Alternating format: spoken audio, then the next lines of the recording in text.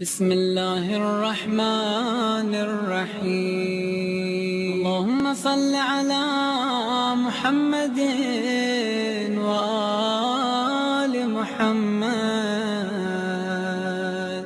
اللهم صل على محمد وآل محمد اعوذ باللہ من الشیطان اللعین الرجیم بسم اللہ الرحمن الرحیم الحمد للہ وکفا وسلام علی عبادہ الذین اصطفیٰ درود بھیجیے محمد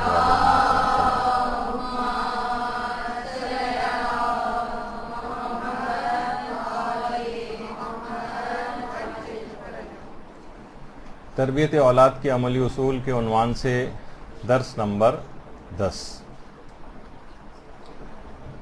2 ہفتے پہلے بھی ایک خوش قسمتی ہمارے دامنگیر تھی کہ 13 رجب کے دن ہی درس واقع ہو رہا تھا۔ آج بھی ایک بھرپور فضیلت کہ عید مبعث کے عین عید مبعث کے روز یہ درس واقع ہو رہا ہے، تو اس شکر گزاری میں ایک بابا سے بلند درود بھیجیے۔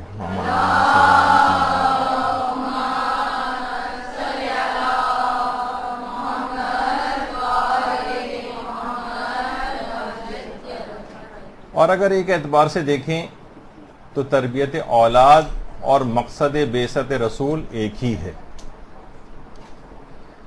باپ اور ماں اور نبی دونوں کا ہدف اور مقصد ایک ہی ہے۔ نبی جو کہ خود امت کا باپ ہوتا ہے، اس کا مقصد بھی امت کے تمام افراد کی اصلاح، ان کی فلاح، ان کو نقصان سے بچانا، ان کو جہنم کی آگ سے بچانا، یہ اس کا مقصد ہے۔ اور یہی مقصد تربیت اولاد میں بھی ہوتا ہے۔ باپ اور ماں کی پوری کوشش یہ ہوتی ہے کہ ہمارے بچے کی اصلاح ہو، وہ فلاح پائے، کامیابیوں سے ہمکنار ہو، اس کو نقصان سے دنیا میں بھی بچایا جائے، اسے نقصان سے آخرت میں بھی بچایا جائے۔ اور گھر کے جتنے اور افراد بھی ہیں، جو بزرگ افراد ہیں گھر کے، ان کا خود ایک بہت بڑا رول ہے، چاہے وہ نانا ہوں، نانی ہوں، دادا ہوں، دادی ہوں، چچا ہوں، تایا ہوں، ماموں ہوں، خالائیں ہوں، پھوپھیاں ہوں۔ یہ جو خاندان کے جو بزرگ ہیں، ان کا خود بچے کی تربیت میں ایک رول ہونا چاہیے، جو کہ آج کل نظر نہیں آ رہا ہے اور کم ہوتا جا رہا ہے، اور افراد زیادہ تر سب لوگ اپنے اپنے دھندوں میں مگن ہو گئے ہیں، اور آپس میں رشتہ داروں کے بچوں پر تربیتی عنوان سے ان کا اثر ختم ہو رہا ہے۔ اسی طریقے سے خاندان کے جو بزرگ خواتین ہیں، ان کے اندر بھی یہی تربیتی عمل پایا جانا چاہیے۔ احادیث میں یہ بات کہی گئی ہے کہ کسی بھی بزرگ کا کسی گھر میں ہونا ایسے ہی ہے جیسے کسی امت میں نبی ہوا کرتا ہے۔ اچھا، اب دیکھیے نبی کا کام کیا ہے؟ وہی ہے اصلاح و تربیت۔ اس اعتبار سے بہت افسوس کی بات ہے کہ آج جب ہم مقصد بعثت رسول اور عید مبعث منا رہے ہیں، تو یہ جو گھریلو نبی ہیں، یعنی خاندان کے بزرگ، یہ اپنا مقصد بعثت بھول چکے۔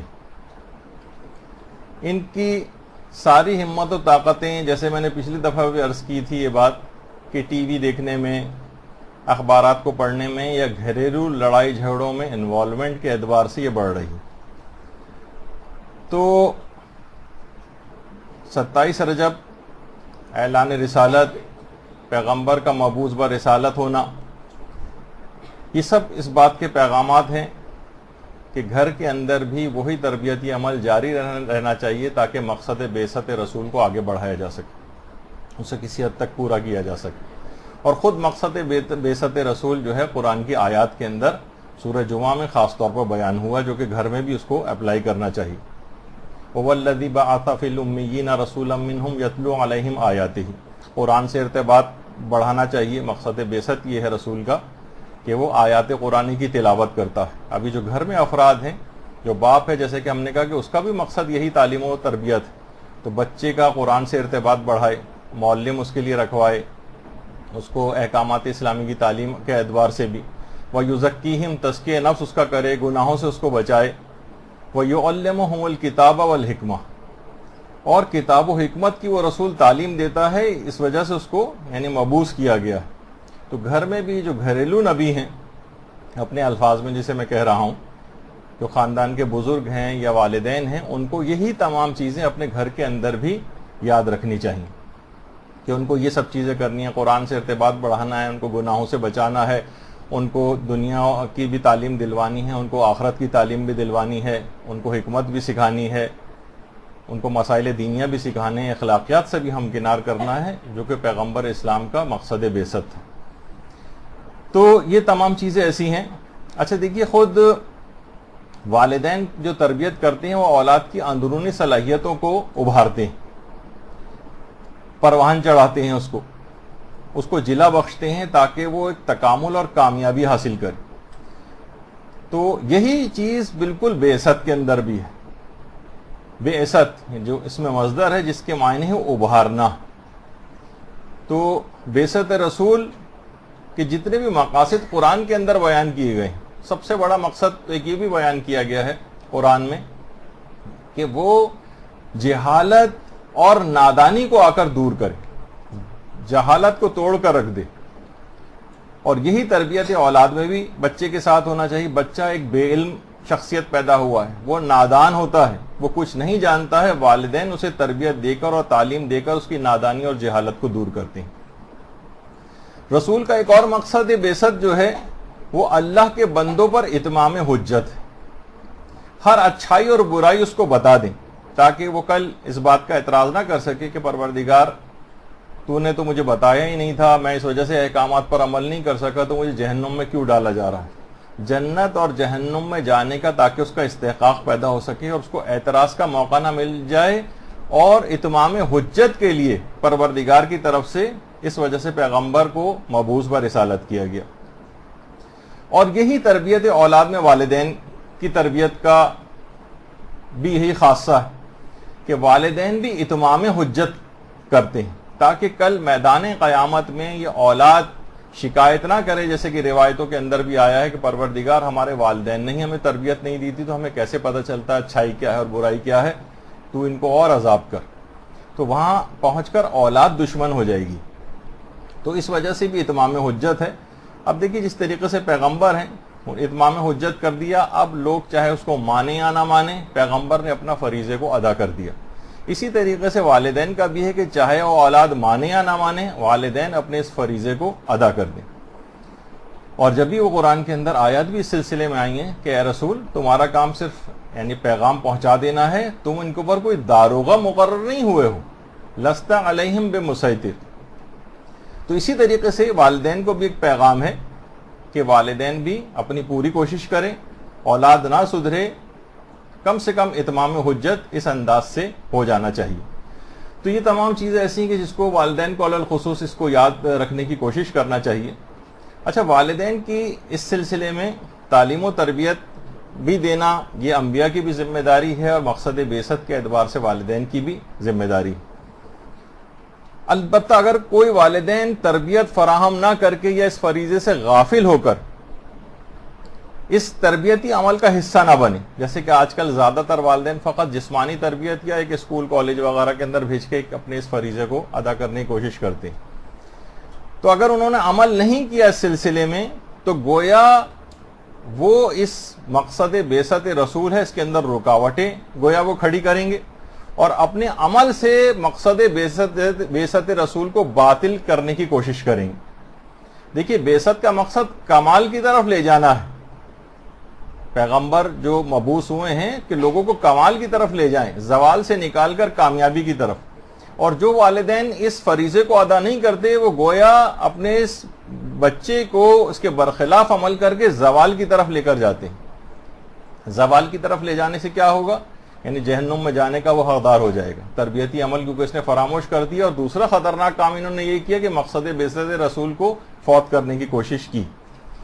اچھا، اب دیکھیے پیغمبر اسلام نے 40 سال تک اعلان رسالت کیوں نہیں کیا تھا؟ اعلان تو پہلے تمام علماء نے لکھا ہے کہ پہلے پیغمبر نے عمل کر کے دکھایا، یعنی مقصد بعثت رسول جو ہے وہ یہ کہ پہلے عمل کر کے دکھاؤ، اور یہی تربیت اولاد کا اصول بھی ہے کہ بچے کو تم پہلے عمل کر کے دکھاؤ، بچہ اس کے بعد خود بخود تربیتی عمل کو قبول کر لے گا۔ صرف زبانی جمع خرچ سے کام نہیں چلے گا کہ ہم نے تو اس کو سمجھا دیا ہے، بچے کے اوپر زبانی جمع خرچ اور واضح و نصیحت اتنا زیادہ اثر نہیں کرتا۔ تو پیغمبر نے 40 سال تک عمل کر کے دکھایا، پھر اعلان کیا، اور یہی والدین کو شروع سے آپ کو تربیت اولاد کی جتنی کلاسز ہوئی ہیں اس کے اندر یہ بات بار بار کہی گئی ہے کہ والدین کو بھی عمل کر کے دکھانا ہے بچے کے۔ پھر پیغمبر اسلام نے اعلان رسالت سے پہلے ایک اور کام کیا تھا کہ پوری ماحول سازی کی تھی، تاکہ جس وقت وہ اعلان رسالت کریں تو لوگوں میں قبولیت کا ایک جذبہ پیدا ہو جائے، بہت آسانی کے ساتھ پھر وہ پیغمبر کے اس پیغام کو قبول کریں۔ تو تربیت اولاد میں بھی والدین کا ایک بہت بڑا ایک طریقہ کار ہے، وہ یہ ہونا چاہیے کہ اس کے لیے ایک اچھا ماحول گھر کے اندر فراہم کریں جس سے بچے کو تربیتی عمل میں آسانی ہو۔ پرسکون گھریلو ماحول، لڑائی جھگڑوں سے دور گھریلو ماحول، دینی ماحول، علمی ماحول، تاکہ بچہ آسانی سے اس تربیتی جو امور ہیں ان کو قبول کر لے۔ روزانہ وہ بد کلامی دیکھے گا، روزانہ وہ جھگڑے دیکھے گا خاندانوں کے، وہ بے عمل والدین کی گویا روزانہ زیارت کرے گا، ایسے بچے کبھی اعلیٰ کردار کی شخصیت کے حامل نہیں بن سکتے جو اس قسم کے ماحولوں کے اندر پرورش پاتے ہیں۔ تو پیغمبر کی دیکھیے بعثت کا ایک بہت بڑا جو مقصد تھا، اس مقصد کو پورا کرنے کے لیے پیغمبر نے ہر قسم کی مصیبتیں، ہر قسم کی سختیاں، ہر قسم کی پریشانیاں برداشت کی، اور کبھی مایوس نہیں ہوئے کہ نہیں یہ امت، کتنا بدترین عربوں کا ماحول تھا لیکن پیغمبر کبھی مایوس نہیں ہوئے کہ لوگ کبھی سدھر نہیں سکتے، مسلسل اپنے فریضے میں لگے رہے۔ تو یہی والدین کو بھی دیکھنا ہے، بہت مشکلات آئیں گی تربیت اولاد میں، بہت پریشانیاں آئیں گی، بہت صعوبتیں آئیں گی، آسان نہیں ہے تربیت کرنا، اور تو کبھی بھی ان کو سدھارنے سے اور ان کی اصلاح سے مایوس نہ ہوں۔ پیغمبر جس طریقے سے مایوس نہیں ہوئے اپنے مقصد بعثت رسالت کو پورا کرتے رہے، اسی طریقے سے والدین بھی مایوس نہ ہوں اور اپنے فریضے کو ادا کرتے جائیں، ادا کرتے جائیں اور ادا کرتے جائیں۔ اگر والدین اس فریضے کو تربیت اولاد کے انہوں نے اس طرح سے اختیار کر لیا تو گویا وہ مقصد بعثت رسول کو پورا کریں گے، اور حقیقی طور پر جو یہ دن ہے عید مبعث، اس کو عید کے طور پر منانے کے ایسے والدین صحیح معنوں میں حقدار ہوں گے جو اس انداز سے اپنے بچوں کی تربیت کر رہے ہیں۔ اور سب سے بڑھ کر کام اس میں یہ ہوگا کہ اللہ کے رسول کے دل کو راضی و خوشنود کرنے کا سبب بنیں گے۔ درود بھیجیے محمد و آل محمد صلی اللہ علیہ وسلم۔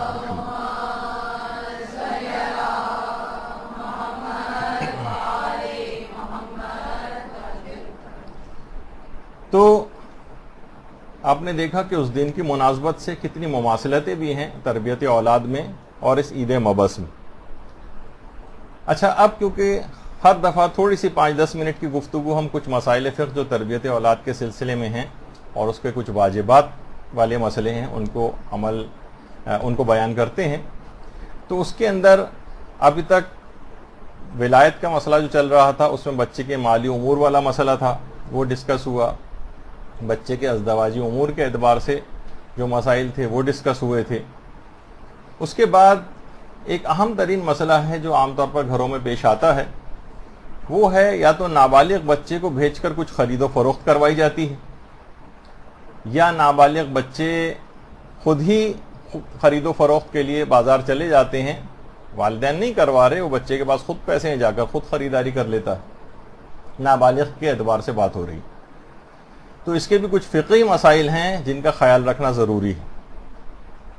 دیکھیے، سب سے پہلا مسئلہ ایک اصولی طور پر، اب اس کی تفصیل آگے چل کر آئے گی، وہ سمجھ لینا چاہیے کہ نابالغ بچہ نہ تو کوئی چیز خرید سکتا ہے، نہ نابالغ بچہ کوئی چیز فروخت کر سکتا ہے، نہ نابالغ بچہ کسی کو قرض دے سکتا ہے، نہ وہ کسی سے قرض لے سکتا ہے، نہ وہ کوئی چیز کرائے پر لے سکتا ہے، نہ وہ کوئی چیز کسی کو کرائے پر دے سکتا ہے، نہ وہ کسی کو تحفہ دے سکتا ہے، نہ وہ کسی سے تحفہ قبول کر سکتا ہے، نہ وہ اپنی شادی خود کر سکتا ہے، اور ولی نے اگر اس کی کہیں شادی کر دی ہے تو اس شادی کو ختم کرنے کا بھی اس نابالغیت کے زمانے میں اس کے پاس کوئی اختیار نہیں. نابالغ کا اپنی کسی چیز میں کوئی تصرف نہیں ہے، ولی بچے کی مصلحتوں کے اعتبار سے اس کے اندر تصرف کرتا.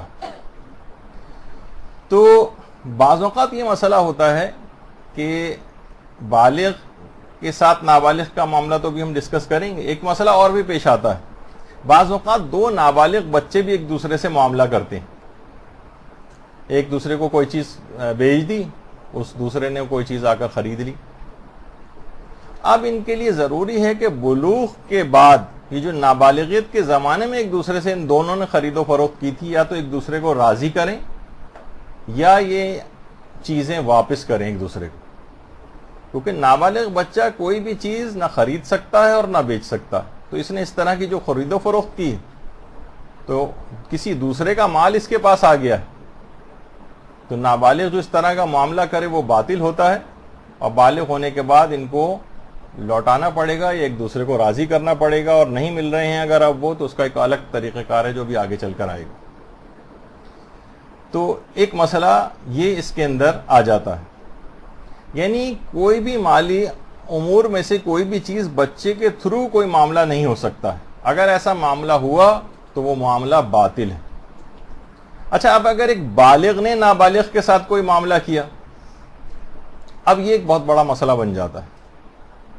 بالغ نے نابالغ کے ساتھ ایسا کوئی معاملہ کیا. دیکھیے، پہلی بات تو یہ ہے کہ یہ بات یاد رکھنا چاہیے کہ بچہ اپنے مال کا مالک نہیں ہوتا جب تک کہ وہ بالغ اور رشید نہ ہو جائے.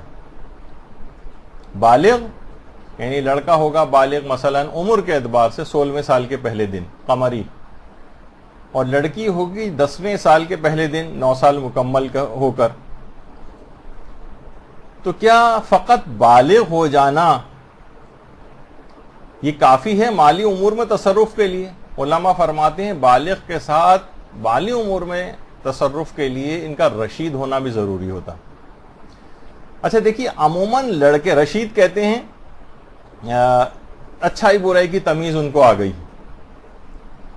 بالغ بھی ہو اور رشید بھی ہو، لڑکی بالغ بھی ہو اور رشیدہ بھی ہو، یعنی اتنی سوجھ بوجھ اس کے اندر ہونی چاہیے. دیکھیے، لڑکے عام طور پر رشید پہلے ہو جاتے ہیں، بالغ بعد میں ہوتے ہیں، اور لڑکیاں پہلے بالغ ہو جاتی ہیں، رشیدہ بعد میں ہوتی ہیں. مثلا 9 سے 10 سال کی عمر کی جو لڑکی ہو گئی ہے قمری اعتبار سے، بالغ تو ہو گئی ہے لیکن رشیدہ نہیں ہوئی ہے، یعنی اتنی سوجھ بوجھ نہیں آئی مالی معاملات میں، کیا چیز کس طرح سے بیچنی چاہیے، فروخت کرنی چاہیے. ہوتا ہے عام طور پر اس طرح سے. تو بالغ بھی ہونا چاہیے اور رشید بھی ہونا چاہیے. دیکھیے، ہو سکتا ہے کہ لڑکے عمر کے اعتبار سے تو وہ ہوں گے 16ویں سال کے پہلے دن، لیکن کچھ اور علامات بلوغ بھی ہیں جس کے نتیجے میں ہو سکتا ہے کوئی لڑکا 12 سال کی عمر میں بالغ ہو جائے. تو وہ بالغ ہونے کے بعد اس پر عبادات تو واجب ہو جائیں گی، نماز اس پہ واجب ہو جائے گی، روزہ اس پہ واجب ہو جائے گا، حج اس پہ واجب ہو سکتا ہے، خمس اس کے اوپر واجب ہو جائے گا، یہ سب چیزیں. لیکن کیا وہ مالی امور میں تصرف کر سکتا ہے؟ کیا مکان بیچ سکتا ہے اپنا؟ کیا وہ زیورات جا کر بیچ سکتا ہے؟ اس کو رشید بھی ہونا چاہیے. تو 12 سال کی عمر میں ہو تو گیا ہے وہ جسمانی اعتبار سے بالغ، لیکن رشید ابھی نہیں ہوا. تو ایسے بچے جب تک بلوغ اور رشد یہ دونوں اس کے پاس نہ آ جائیں تب تک وہ مالی امور میں تصرف کا حقدار نہیں ہوتا. البتہ 2 چیزیں ایسی ہیں جس میں وہ اپنے مال کا مالک ہو جاتا ہے. ویسے تو مالک نہیں ہوتا، لیکن 2 مقامات ایکسیپشن جسے کہا جائے، مستثنیات ہیں کہ جہاں وہ اپنے مال کا مالک ہوتا ہے. ایک تو ہوتا ہے جعالہ، انعامی مقابلہ میں بچے نے حصہ لیا، اب وہاں سے اس کو کوئی انعام ملا کسی مقابلے میں حصہ لے کر، یہ اپنے مال کا مالک ہو جائے گا، یہ اس کی ملکیت ہو گئی. یعنی اس کے علاوہ بچہ کسی اور ملکیت میں تصرف نہیں کر سکتا ہے. یعنی ایک تو جعالہ میں ہے اور دوسرا ہے حیازہ. یعنی کچھ چیزیں دیکھیے کسی کی بھی ملکیت نہیں ہوتی. مثلا فضا جو ہے یہ کسی کی ملکیت نہیں ہے، پہاڑ کسی کی ملکیت نہیں ہوتے ہیں، مثلا جھیلیں ہیں، سمندر ہے بالفرض. خیر اس کے اندر تو میں ابھی یہ والے مسئلے نہیں بتا رہا، تو صرف حیازہ کے اندر بہت ساری اس طرح کی جو بہت ساری چیزیں کسی کی ملکیت نہیں ہوتی. تو اگر کوئی بھی شخص اس چیز کے اوپر قبضہ کر لے تو وہ اس کی ملکیت ہو جاتی. مثلا کسی کا گھر ہے, گھر کے بالکل ساتھ ساتھ آپ نے دیکھا ہوگا کہ لوگ ایک باؤنڈری سی چھوٹی سی بنا کے وہاں کیاری لگا دیتے ہیں, اس میں پودے وودے لگا دی. اب کوئی دیکھا جائے کوئی وہیں پہ کرسی لگا کے ان پودوں کے اوپر بیٹھ جائے اور کہے کہ آپ کی دیوار تو صرف یہاں تک ہے اور میں تو اس کے باہر جو ہے وہ کر رہا ہوں, یا وہاں کے پودے نوچنے شروع کر دے, یا مثلا کوئی اور ایکٹیویٹی, تو فوراً گھر کا مالک نکل کے آئے گا کہ یہ میری ملکیت. تو وہ ایک چھوٹا سا جو ایک ایریا بن جاتا ہے جہاں گھاس وغیرہ اگا لیتے ہیں, یا اس طرح سے, یعنی جو عموماً, یہ تو شاید اتنی ویسی مثال نہ ہو لیکن عام طور پر ریگستانوں کہیں میں آپ چلے جائیں, جو بالکل ایک عام سی زمین ہے, اس پہ جو بھی قبضہ کر لے, قبضہ گروپ کی یہاں پر وہ نہیں ہو رہی ہے کہ کوئی اس طرح سے جو ہے قبضے کر کے بیٹھ جائیں مختلف جگہوں پہ, لیکن بہرحال ایک چیز یہ ہوتی ہے, جیسے اس کی بھی مثال دیتا ہوں, جیسے مثلا جو عام چڑیاں وغیرہ اڑتی پھرتی, کسی بچے نے ایک پنجرا رکھا اور اس کے بعد گھات لگا کے مثلا ایک چڑیا کو پکڑ لیا. اب یہ چڑیا کسی کی بھی ملکیت نہیں تھی, لیکن اس بچے نے اس کے اوپر قبضہ کر لیا, اب یہ چڑیا اس کی ہو گئی. اب حیازہ کے اندر اس طرح کی بہت ساری چیزیں آتی ہیں, تو بچہ ویسے اپنے مال کا مالک نہیں ہوتا, لیکن جوالا انعامی اسکیموں میں اگر مقابلوں میں حصہ لے تو جو انعام ملے اس کا مالک ہو جاتا ہے, یا اس طرح کی جو چیزیں ہیں وہ اس کا مالک ہو جاتا ہے. اچھا, اب یہاں پر ایک مسئلہ پیش آتا ہے کہ بالغ شخص اگر کسی نابالغ سے کوئی معاملہ کرے. دیکھیے, سب سے پہلی تو بات یہ کہ نابالغ سے اگر کوئی معاملہ کرے گا تو معاملہ باطل ہے. اچھا, باطل کے معنی کیا ہمیشہ یہ ہوتے ہیں کہ باطل کے معنی یہ کہ حرام ہو؟ یہ ضروری نہیں. ہو سکتا ہے کہ معاملہ باطل ہو لیکن حرام نہ ہو, اور یہ بھی ہو سکتا ہے کہ معاملہ باطل بھی ہو اور حرام بھی ہو. مثلا ہماری کوئی دکان ہے, کوئی بچہ آیا, اس نے یہاں سے کوئی چیز خریدی. اب بالکل پتہ نہیں ہے کہ اس بچے کا جو ولی ہے یہ اس پر راضی بھی ہے یا راضی نہیں. معلوم نہیں ولی راضی تھا یا راضی نہیں تھا. بچہ آیا, اس نے کچھ خریداری کی, اس نے ہمیں پیسے دیے, چیز لے کر چلا گیا یہاں سے. اب یہ معاملہ باطل ہے. اچھا, آپ نے خود سے چیز اس کو دی ہے, بچہ لے گیا, وہ تو اس کا ایک الگ معاملہ ہے کہ وہ کیا ہوگا اس بچے کا, وہ لے کے جو گیا وہ ولی اس کے ساتھ کیا کرے گا, وہ ایک الگ چیز ہے. وہ جو ہمیں پیسے دے کر گیا ہے, دیکھیے ہم تو بالغ تھے, ہم نے تو وہ چیز اس کو اس کے اپنے ارادے سے اس کو دے دی, وہ تو بچہ لے کے چلا گیا. یہ جو پیسے ہمیں دے کے گیا, یہ پیسے ہمارے پیسے نہیں بنے. ان کو سنبھال کر رکھنا ہے, اور سنبھال کر رکھنے کے بعد ان پیسوں کو ولی کو تلاش کرنا ہے. ولی اگر مل گیا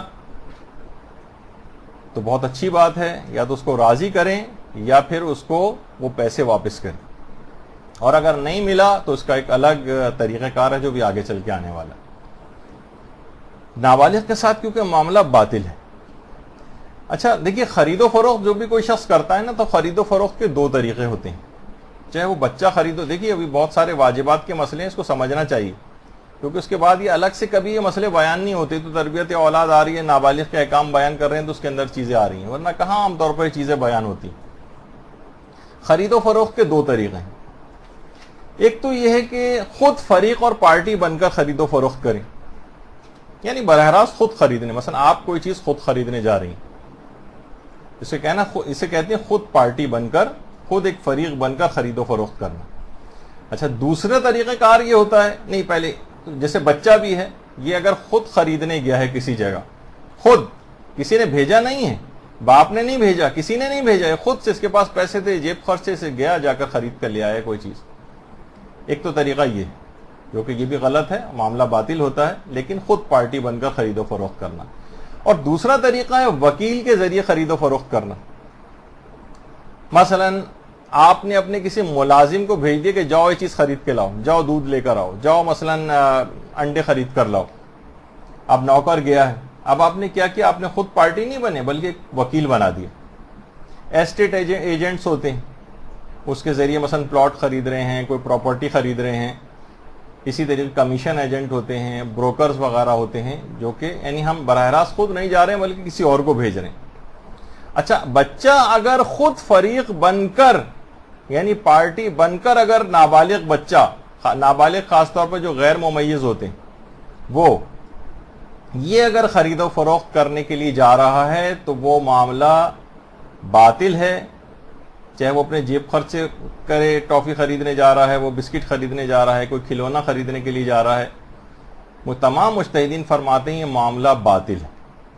بچہ خود سے فریق بن کر کوئی بھی خرید و فروخت کر ہی نہیں سکتا، خواہ ولی راضی ہی کیوں نہ ہو. یعنی بچہ خود خریدنے جا رہا ہے، اس کے پاس اپنی پاکٹ منی ہے، ولی کی طرف سے بھی ایک لحاظ سے ویسے یعنی اجازت ہے، ٹھیک ہے اس کے پیسے ہیں، جو چاہے جا کر خرید لے. یہ بھی کافی نہیں ہے، بچہ خود سے خرید و فروخت کر ہی نہیں سکتا ہے. یعنی خود سے فریق بن کر خرید و فروخت کرنا بچے کے پاس اس کا اختیار نہیں، خواہ ولی راضی کیوں نہ ہو. یہ ٹھیک ہے جیب خرچ اس کی ملکیت تھا، لیکن اس سے اس کو خرید و فروخت کا اختیار نہیں. تو اس میں پھر یہ ہوتا ہے کہ وکیل کے ذریعے اگر بچہ وکیل بن کر خرید و فروخت کرے، یعنی باپ کی طرف سے، یعنی بچہ جو ہے وہ باپ کہے کہ ٹھیک ہے میری طرف سے تمہیں اجازت ہے کہ تم جاؤ اور میری طرف سے خرید و فروخت کرو. ایک عام طور پر بھی باپ اس طرح کی اجازت دے سکتا ہے تاکہ بچہ خود سے پارٹی اور فریق بن کر خرید و فروخت نہ کرے. تو مثلا باپ اسے پیسے دے جاؤ جا کر برگر خرید کے لاؤ مثلا، یا مثلا دکاندار کو بھی معلوم ہے کہ بچہ باپ کی طرف سے وکیل ہو کر آیا. اچھا وکیل کیونکہ خود مختار نہیں ہوتا، باپ نے یعنی اس کو اجازت دی ہے، تو وہ جو بھی یہاں سے چیز خرید کر لے جائے گا وہ معاملہ بالکل جائز اور ٹھیک ہو جائے گا. لیکن اگر معلوم ہی نہ ہو کہ یہ وکیل بن کر آیا بھی ہے یا نہیں آیا ہے، یہ خود فریق بن کر آیا ہے، ہو سکتا ہے اس کا باپ زندہ ہی نہ ہو سکتا ہے کہ اس نے زندہ ہو لیکن اس کی طرف سے وکیل نہ بنا ہو سکتا ہے کہ اس کی ماں نے اس کو بھیجا ہو، کہ چچا نے، بھائی نے، یا جو کہ ولی نہیں ہے اس نے بھیجا ہو اس کو.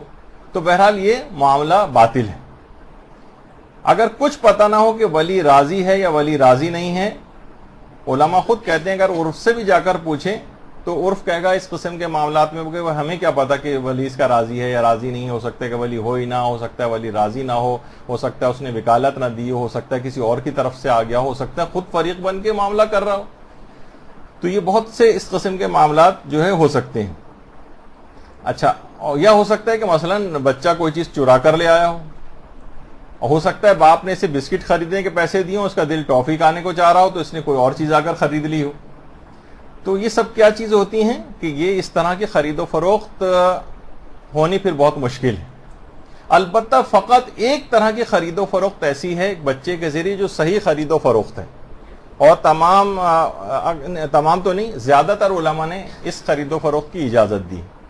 وہ یہ ہے کہ عام طور پر معاشرے کے اندر بہت معمولی قیمت کی جو چیزیں ہوتی ہیں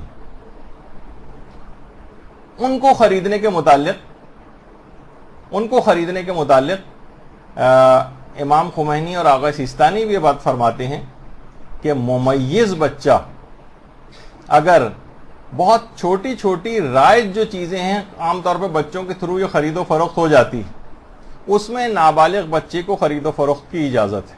بہت چھوٹی چھوٹی چیزیں، مثلا ٹافی خرید کے لے آیا، بسکٹ خرید کے لے آیا، یا مثلا انڈے خریدنے آپ نے اس کو بھیج دیا تو چلیں وہ تو آپ کی طرف سے وکیل بن گیا تو ویسے ہی جائز ہے. لیکن چھوٹی چھوٹی چیزیں یعنی خود سے بھی بچہ جو ہے اگر خرید و فروخت اس انداز سے ہو رہی ہے تو وہ ٹھیک ہے. بہت معمولی سی چیزیں، بریڈ، ڈبل روٹی وغیرہ ٹائپ کی چیزیں آپ نے اس کو خریدنے کو بھیج دیا. یا عام طور پر آپ نے دیکھا ہوگا، اب تو شاید وہ نظر نہیں آتے، بچے کنگیاں لے کے فروخت کرتے، سگنلز کے اوپر کھڑے ہوتے تھے. اخبارات جو ہے وہ فروخت کر رہے ہوتے ہیں عام طور پر نابالغ. یا مثلا موتیا کے جو گجرے اور اس طرح کے جو پھول ہوتے ہیں یہ سگنلز کے اوپر کھڑے ہو کر بیچ رہے ہوتے ہیں. تو بہت معمولی سی جو قیمت کی جو چیزیں ہیں وہ بچہ جو ہے اس سے خرید و فروخت وہ ان چیزوں کی صحیح. لیکن بڑی چیزیں جو ہیں، مثلا 10 سال کا بچہ ہے، ہماری مثلا سونے کی دکان ہے اور سونے کی چین فروخت کرنے کے لیے لے آیا ہو، تو امام خمینی اور آغا سیستانی بھی فرماتے ہیں کہ نہیں، یہ تو بہت بڑی چیزوں ہم نے صرف معمولی چیزوں کی خرید و فروخت کی اجازت دی ہے، بڑی چیزوں کی خرید و فروخت کی اجازت نہیں. تو بہت کم اور معمولی قیمت کی چیزیں، مثلا بچہ آیا اور وہ مکان کے ڈاکومنٹس وغیرہ لے آیا یا کہ کہہ رہا ہے کہ میں اس کو بیچنا چاہتا ہوں. دیکھیے عام طور پر اس طرح سے ہوتا ہے، خود میرے اپنے ایک عزیز رشتہ دار تھے، وہ کہیں گئے ہوئے تھے، ان کے گھر میں تقریباً 1.5 لاکھ روپے کا جنریٹر تھا. 14 سال کا میرا خیال ہے، ایک بالغ بھی نہیں ہوا تھا وہ جو عام طور پہ گھر میں چھوٹے چھوٹے اس طرح کے ملازم ہوتے ہیں. اس نے وہ گلی سے ایک ٹھیلے والا گزر رہا تھا، اس کو کہا کہ یہ جنریٹر بیچنا ہے. 5,000 روپے کا، وہ 1.5 لاکھ روپے کا اس نے جنریٹر اس کو دیا. اس کے بعد وہ غائب ہو گیا. اب مسئلہ کیا ہے، یعنی میں آپ کو اس لحاظ سے بتانے کے لیے کہ نابالغ بچہ جو ہے وہ اس کے پاس خرید و فروخت کا اس انداز سے اختیار نہیں ہوتا، اور وہ اگر اس طرح سے کوئی معاملہ، بڑا معاملہ کرے، دیکھیے چھوٹا معاملہ ہوتا تو چلیں وہ کہہ سکتا تھا وہ ریڑھی والا کہ بھائی یہ اس نے بھی موقع سے فائدہ اٹھایا، لیکن اتنی بڑی چیز کوئی نابالغ کیسے جو ہے وہ بیچ سکتا ہے. چھوٹی چیزوں کو بیچنے کی اجازت ہے، لیکن بڑی چیزوں کو، بہت معمولی سی کی تو اجازت ہے، لیکن جو زیادہ قیمتی ہیں، جو سونا ہے، پلاٹ ہے، اور بڑی بڑی اس طرح کی چیزیں ہیں، یہ بچہ اگر اس طرح سے خود خرید و فروخت کر رہا ہو تو وہ معاملہ باطل ہے. اچھا، اب یہ کہ جو معاملہ باطل کہا جاتا ہے، معاملے کے باطل ہونے سے کیا مراد ہے؟ دیکھیے اس کے اندر ہو سکتا ہے کہ آپ کا نقصان ہو جائے. بچہ تو وہ پیسے لے کر چلا گیا، وہ بیچ کے ہم نے موقع سے فائدہ اٹھایا کہ سونا بیچنے کے لیے آیا ہے، چلو ٹھیک ہے اس سے پیسے پکڑ لیتے ہیں، اس سے سونا پکڑ لیتے ہیں، پیسے جو ہے بچہ لے کر چلا گیا. اس کے بعد باپ آ گیا بچے کا، کہنے لگا کہ یہ جو اس کو پتہ چل گیا، مار پٹائی کی، پتہ چلا بچہ اس دکان پر سامان اپنا یہ سونا بیچ کے گیا ہے. اس نے کہا میرے سونے کا سیٹ واپس کرو. تو آپ یا وہ چوڑی واپس کرو، یا لاکٹ واپس کرو، یا سونے کا کوئی بسکٹ تھا وہ بیچ کے چلا گیا، اسے واپس کرو. تو اب اس سے اندازہ لگائیں کہ آپ یہ نہیں کہہ سکتے کہ بھائی وہ تو پیسے مجھ سے لے جا چکا ہے. باپ یہ کہہ سکتا ہے کہ ٹھیک ہے وہ پیسے لے گئے، وہ اس کا معاملہ ہے، لیکن وہ تم نے وہ چیز خریدی کیسے؟ کیونکہ معاملہ باطل ہے، باپ اس کا ذمہ دار نہیں ہے. خاص طور پر بچہ اگر غیر ممیز ہو تو بالکل بھی ذمہ دار نہیں، اور باپ آپ سے وہ چیز آپ کو واپس کرنی پڑے گی. آپ کو وہ چیز واپس کرنی پڑے گی، یعنی وہ سونے کا سیٹ واپس کرنا پڑے گا، چاہے وہ بچہ آپ سے پیسے بھی لے جا چکا ہو، کیونکہ معاملہ باطل تھا. یعنی باطل اگر معاملہ نہ ہو تو آپ ڈٹ سکتے ہیں، یہ معاملہ کیونکہ صحیح ہوا ہے، لیکن اگر معاملہ باطل ہوا ہے تو آپ کو ڈٹ نہیں سکتے. خواہ آپ کو وہ پیسے واپس نہ ملیں، آپ کو وہ چیز واپس کرنی پڑے گی، یا مصالحت کریں، باپ کو راضی کریں. تو یہ سب کی چیز ہے. یعنی بچہ خود فریق بن کر خرید و فروخت نہیں کر سکتا، معاملہ باطل ہے. تو یا تو آپ کو یہ کرنا ہے، معاملہ باطل ہو تو آپ کو پیسے واپس کرنے پڑ سکتے ہیں، یا اس کو باپ کو یا اس کے ولی کو راضی کرنا پڑ سکتا ہے. اور اگر بچے کا ولی نہ ملے تو پھر کیا کریں؟ اس میں فقہاء میں اختلاف ہے. امام خمینی فرماتے تھے کہ پھر اس پیسے کو ولی نہیں مل رہا ہے، حاکم شرع تک پہنچائیں. حاکم شرع تک اپنے پاس نہیں رکھ سکتے. اور آغا سیستانی اور آغا خوئی فرماتے تھے کہ رد مظالم کے طور پر حاکم شرع کی اجازت سے اس چیز کو صدقہ کریں. تو ابھی آپ نے دیکھا کہ یعنی جو ہم نے کہا کہ معاملہ باطل ہو تو آپ ڈٹ سکتے ہیں. اس کی عملی مثال عام طور پر کرائے کے مکان کا ایک اہم مسئلہ. مثلا عام طور پر کرائے کا مکان جس طریقے سے ہوتا ہے اس میں کہ ایگریمنٹ کیا جاتا ہے، ٹیننسی ایگریمنٹ ہوتا ہے، رینٹ ایگریمنٹ جسے بھی کہا جاتا ہے. اگر کسی نے یہ نہیں بنایا اور ہماری انڈرسٹینڈنگ تھی، ہمارا رشتہ دار تھا، دوست تھا، ہم نے اس کو بس بات ہو گئی کہ کتنے پیسے پر منتھ اس کو دینے ہیں کرائے کے، تو لیکن ہم نے کوئی مدت طے نہیں کی، بس رہتے رہی. ہم نے جان پہچان کی وجہ سے اس کو دے دیا مکان رہنے کے لیے. وہ مکان میں مثلا ہم آ گئے کرایہ دار کے طور پر، اس مکان کے اندر سیٹ بھی ہو گئے. اب 1 ماہ بعد بھی یا 15 دن بعد بھی اگر مالک مکان نے کہا کہ خالی کرو تو ہمیں اسی دن مکان کو خالی کرنا پڑے گا، کیونکہ آپ نے جو مدت ہے وہ طے نہیں کی ہے. اس طرح کا جو وکالت نامہ جس کے اندر مدت وغیرہ کوئی طے نہ ہو، ایک لحاظ سے وہ باطل ہے. تو معاملہ بھی باطل ہے. آپ کو فوراً واجب ہے کہ وہاں سے نکل جائیں. وہاں پر رہنا حرام ہے، وہاں پہ نمازیں پڑھنا حرام ہے. عام طور پر جو ایگریمنٹ سے ایکسیڈ کر کے کرایہ دار اسی مکان کے اندر مالک مکان کو تنگ کر کے رہ رہے ہوتے ہیں، وہ جبکہ وہ کہہ چکا ہے کہ بس اب ہمارا جتنا ایگریمنٹ تھا وہ پورا ہو چکا ہے، ایگریمنٹ کے بعد اس طرح سے رہنا یا بغیر ایگریمنٹ کے رہ رہے تھے اور اس نے کہا تو آپ کو فوراً خالی کرنا پڑے گا یا اس کو راضی کرنا پڑے گا؟ مثلا اگر آپ نے ایگریمنٹ کر لیا 3 سال کا ایگریمنٹ، یہاں تو پتہ نہیں شاید 11 مہینے وغیرہ کا ایگریمنٹ ہوتا ہے لیکن شاید زیادہ کا بھی ہو سکتا ہو، تو شرعاً اور قانوناً پھر آپ کا وہاں رہنا حق بن جاتا ہے، پھر مالک مکان بھی آپ کو نہیں نکال سکتا ہے۔ اگر مالک مکان نے زور زبردستی کر کے آپ کا سامان نکال کے باہر بھی پھینکوا دیا اور خود آ کر رہنے لگا، اس کی اپنی تمام نمازیں باطل سمجھی جائیں گی اپنے ہی مکان کے اندر، کیونکہ تم نے جس معاہدہ تم نے کیا تھا تم نے معاہدے کو کیسے توڑا۔ تو معاملہ باطل نہ ہو تو آپ ڈٹ سکتے ہیں۔ تو ہمیشہ یہ بات یاد رکھ لیجئے کہ ہمیشہ ایک ایگریمنٹ ضرور ہونا چاہیے، کرایہ دار ہوں یا مالک مکان ایک باقاعدہ ایک ایگریمنٹ کریں، اس سے پھر جو بھی ایکسیڈ کرے گا وہ گناہگار ہوگا اور اس کے لیے واجب ہو جائے گا کہ اس کو خالی کرے، یا مالک مکان غلطی پہ ہوگا یا مثلا کرایہ دار اس کے اندر غلطی جو بھی ہوگا اس کے لیے جائز نہیں ہوگا۔ اچھا، تاکہ معاملہ جائز ہو باطل نہ ہو۔ لیکن نابالغ سے خرید و فروخت ایک بہت ٹیڑھا قسم کا معاملہ ہے، خاص طور پر بچہ اگر یتیم ہے نا، باپ کا انتقال ہو چکا ہے تو پھر تو اور ہی زیادہ ٹیڑھا ہے۔ یہ بات یاد رکھ لیجئے، کئی دفعہ آ چکی ہے بات کہ ماں جو ہے وہ بچے کی ولی نہیں ہوتی ہے، اور وہ اگر اجازت دے بھی دے تو بیکار ہے، سوائے اس کے کہ ماں کو جو اس طرح کی ولایت ہے وہ حاکم شرع وغیرہ سے اس کو منتقل ہو گئی ہو، اس نے اجازت دے دی ہو تو ایک الگ بات ہے۔ تو ماؤں کو بھی یہ چاہیے عام طور پر کہ مثلا شوہر زندہ ہے تو جو بچے کا باپ ہے وہی ولی ہوتا ہے، تو ماؤں کو چاہیے کہ اس طرح کے مالی امور کی اجازتیں بھی باقاعدہ طور پر اپنے شوہر سے لے لیں، تاکہ بچے کی اس انداز سے جو مالیات کے اندر بعض اوقات تصرف کرنا ہوتا ہے وہ ماں جو ہے وہ کر سکے۔ تو بہت سے افراد کہتے ہیں، سوالات بھی پوچھتے ہیں کہ بھائی ہم نے تو آج تک کبھی یہ والے مسئلے نہیں سنے، نہ کسی جگہ پڑھے، نہ کسی جگہ بیان ہوتے ہیں۔ تو جو علماء ہیں وہ باقاعدہ بیان کرتے ہیں۔ کتنے علماء سے ہم نے سنا کہ جو اس قسم کے مسئلے جو ہے وہ بیان کرتے ہیں کتابوں کے اندر، حتیٰ کہ توضیح المسائل تک کے اندر لکھے ہوئے ہیں، مجتہدین کے تمام استفتاءات میں لکھے ہوئے ہیں۔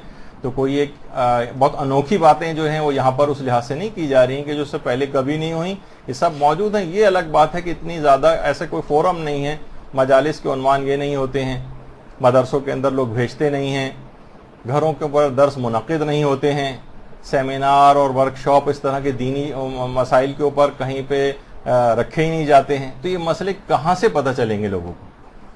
تو یہ سب چیزیں دیکھیے، نابالغیت کے زمانے میں جب بھی کہا جاتا ہے کہ نابالغیت کے زمانے سے ریگولر طور پر مدرسے کے اندر داخلہ کرانا بچے کا یہ بہت ضروری، چند سال کے اندر ہی بچہ اس قسم کے تمام ضروری مسائل سے واقف ہو جاتا ہے۔ ورنہ ہم نے دیکھا کہ 60 سال گزر جاتے ہیں، 70 سال، 80 سال، 90 سال کے بزرگ ہیں لیکن بنیادی مسائل سے بالکل لا علم ہے۔